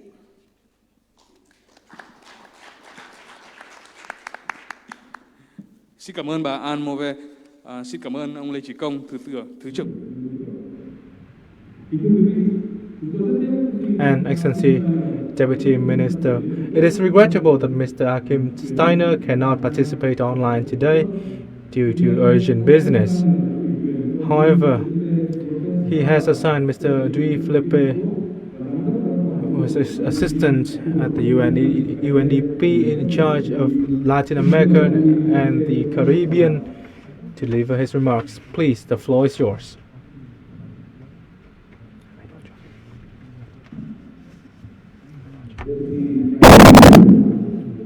Kính thưa Phó Thủ tướng Thường trực Phạm Bình Minh, kính thưa các quý vị đại biểu. Đầu tiên, tôi xin được cảm ơn Ngài và cũng xin bày tỏ sự nuối tiếc của Ngài Achim Steiner. Due to last-minute disruptions in his schedule, given the unexpected situation in Europe. It is my honor, however, to deliver this speech in this very important occasion. I would like to thank sincerely the government of Vietnam for inviting and partnering with UNDP in this very timely conference. In the space of just 30 years, the share of Vietnam's population below the World Bank's 190 per day extreme poverty line plummeted from approximately half of the population to less than 2%. Vietnam also recorded rapid improvements in health and education indicators. As a result of such progress, the country is now ranked in the high human development category, according to our global human development reports. Vietnam has been heavily impacted by the pandemic, however, especially during last year. However, the country has also demonstrated great resilience. Vietnam's vaccination program has been impressive, achieving in a matter of a few months, universal adult vaccination, a critical step to protect health, jobs, and livelihoods. Today's conference has been called to harness this spirit of resilience and innovation to achieve a green and inclusive economic rebound and to meet Vietnam's long-term goals of achieving high-income country status by the time of the nation's centennial in 2045, and net zero carbon emissions by 2050. Excellencies, this pandemic is a clear warning. Recovery from crisis cannot be driven by a zero-sum game of economy versus the environment or health versus the economy. The model of development that we have pursued since the Industrial Revolution, a model that views the natural environment as an infinite and free resource, has run its course. Climate change, the spread of infectious diseases, deforestation, desertification, and pollution have common roots in an unsustainable model of economic growth and development that does not take heed of planetary limits on human activity. Indeed, we need to recognize the fact that many societies are under immense stress, despite benefiting from some of the highest levels of health, wealth, and education. A new UNDP report on human security focuses on the new emerging threats in our time that are hindering freedom from want, freedom from fear, as well as freedom from indignity. It finds that, in many ways, the world is moving in the wrong direction. Remarkably, 6 in 7 people worldwide felt insecure even before the pandemic hit. Indeed, the report shows that unless we take decisive climate action, some 40 million people might die because of changes in temperatures before the end of the century. In short, we need to redefine what progress actually means. We need a fit-for-purpose development model that moves away from single-point solutions towards systemic approaches for the protection and restoration of our planet, with new sustainable opportunities for all. A green and inclusive rebound is very much possible if we transcend the logic of trade-offs and focus instead of realizing the tremendous synergies from an economic development that prioritizes sustainability and inclusion. Energy production accounts for 2/3 of greenhouse gas emissions. The economic cost of indiscriminate use of fossil fuels falls heaviest on the world's poor and vulnerable people who depend on fragile ecosystems for their survival. Renewable energy technologies available today at cost often lower than non-renewable resources can provide electricity in remote locations, eliminate the use of harmful fuels, expand access to education and communications, and save lives. An equitable transition to net zero that leaves no one behind will transform lives and drive forward human development.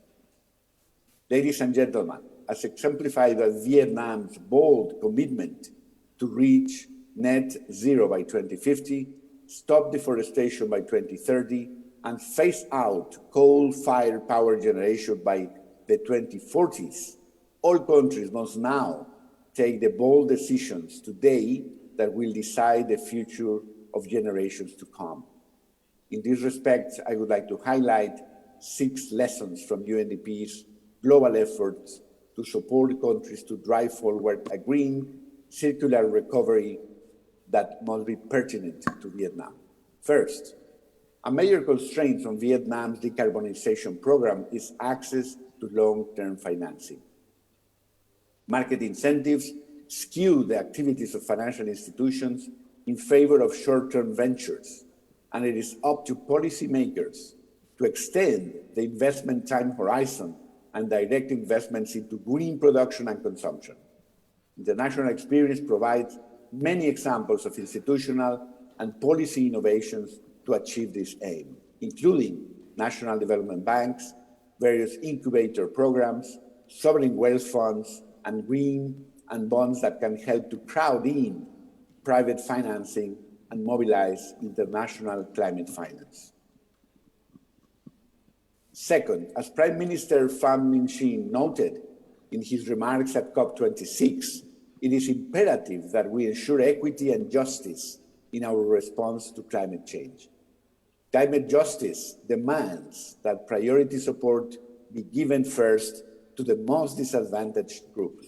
In Vietnam, international assistance is required to meet the significant and growing needs of people to adapt to new climate realities, especially to build resilient housing in vulnerable coastal areas, the Central Highlands, and the northern mountainous regions. For example, a recent study by UNDP and the Ministry of Construction found that 110,000 households across 28 coastal provinces need resilient housing to cope with extreme weather events exacerbated by climate change. Third, the COVID-19 pandemic has also highlighted how digital connectivity is fast becoming the global metric of inclusion, with 2.9 billion people still unconnected. Closing the digital divide will require close collaboration between governments and the private sector to remove regulatory, marketplace, and technological hurdles to achieving universal, affordable internet access. Vietnam's Public Administration and Local Governance Performance Index has shown that women and ethnic minorities lag behind in access to digital technology, reducing the scope for e-government services and limiting educational and employment opportunities. Developing human-centered digital transformation is key to expanding access to affordable broadband and enhancing the digital capacity of vulnerable groups, including women, ethnic minorities, and people with disabilities. At UNDP, we are aiming to give countries the support they now need to achieve this purpose. Through our new digital strategy, we are helping to build ethical digital societies. Fourth, we know that women are more vulnerable than men to the impacts of poverty and climate change because they represent actually the majority of the world's poor and are more dependent on threatened natural resources. Indeed, women's leadership and equal participation in decision-making at all levels remains a challenge to overcome to ensure that everyone can have their say in building a fair future both men and women require. AAA governance is another important element. Preparedness for the future requires unleashing our creativity, questioning our long-held assumptions, changing our behaviors, and exercising anticipatory, agile, and adaptive governance to utilize scarce resources better.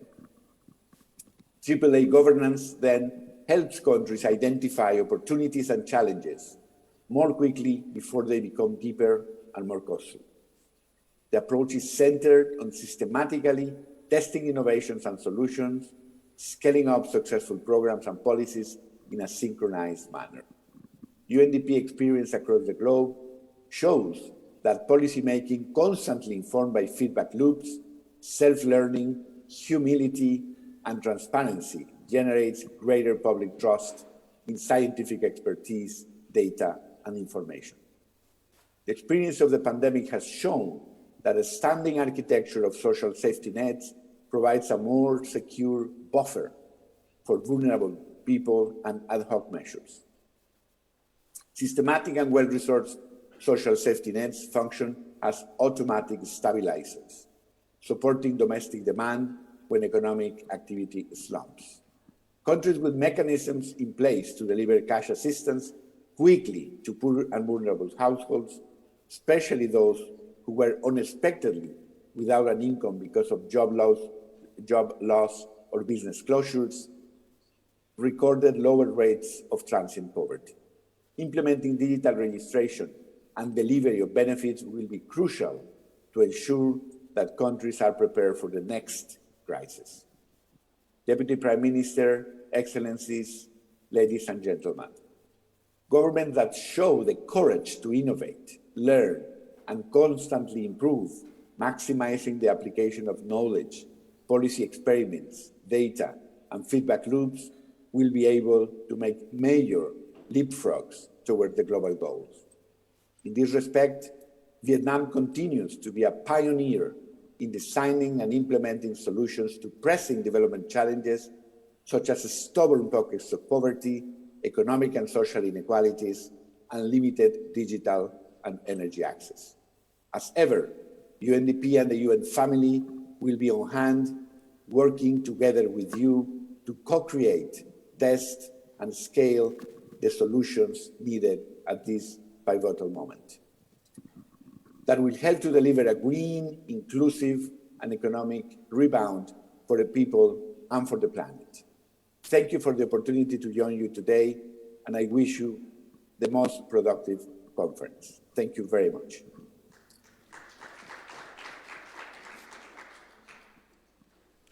Xin trân trọng cảm ơn ông Luis Felipe Lopez Cava. We thank you for delivering your speech despite the late hour in New York. Ladies and gentlemen, before we conclude our morning session, I would like to invite Dr. Nguyễn Hùng Sơn to come on stage and provide some summarizing points of our morning sessions.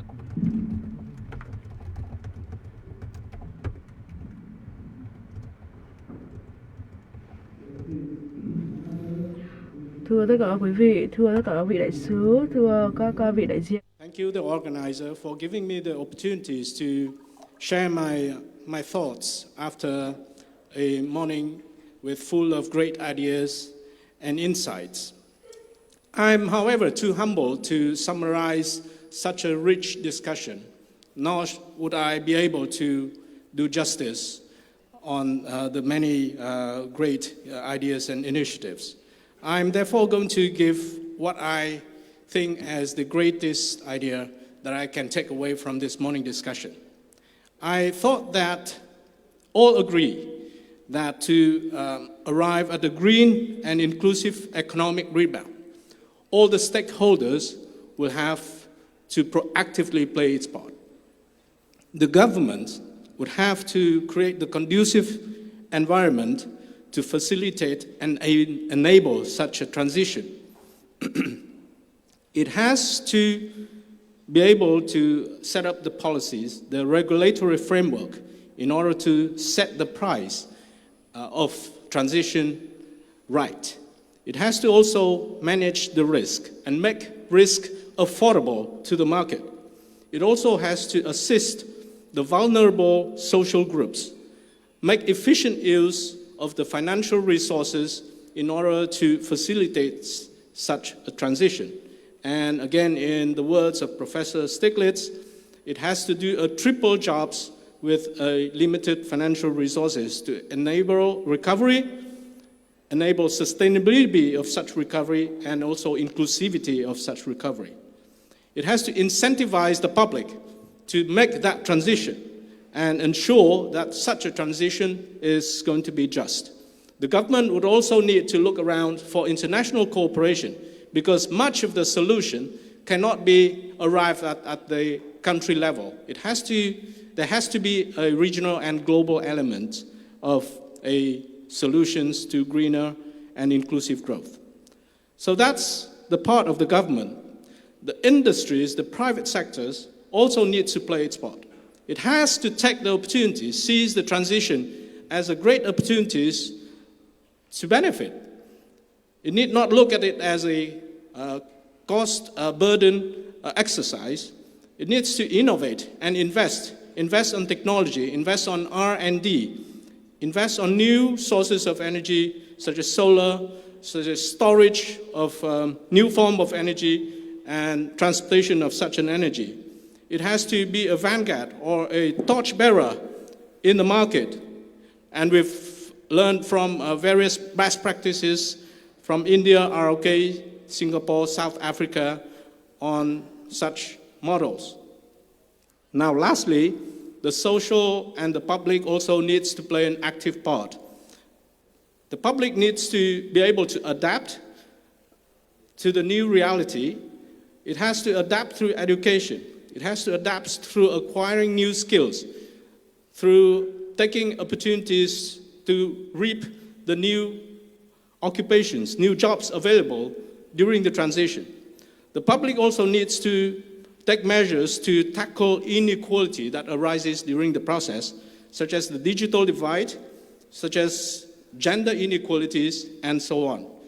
And most of all, I think the public needs to be induced into changing the lifestyle, changing the behavior in order to cooperate with the government and the industries and the private sectors to make that change. So in conclusion, I think both the government, the industries, private sectors, and the public needs to go hand in hand in order to ensure a green and inclusive growth. And that's my takeaway from this morning. I'm not going to stand in between you and lunch any longer. I hope you had a great morning, and I look forward to an afternoon of even greater ideas. Thank you.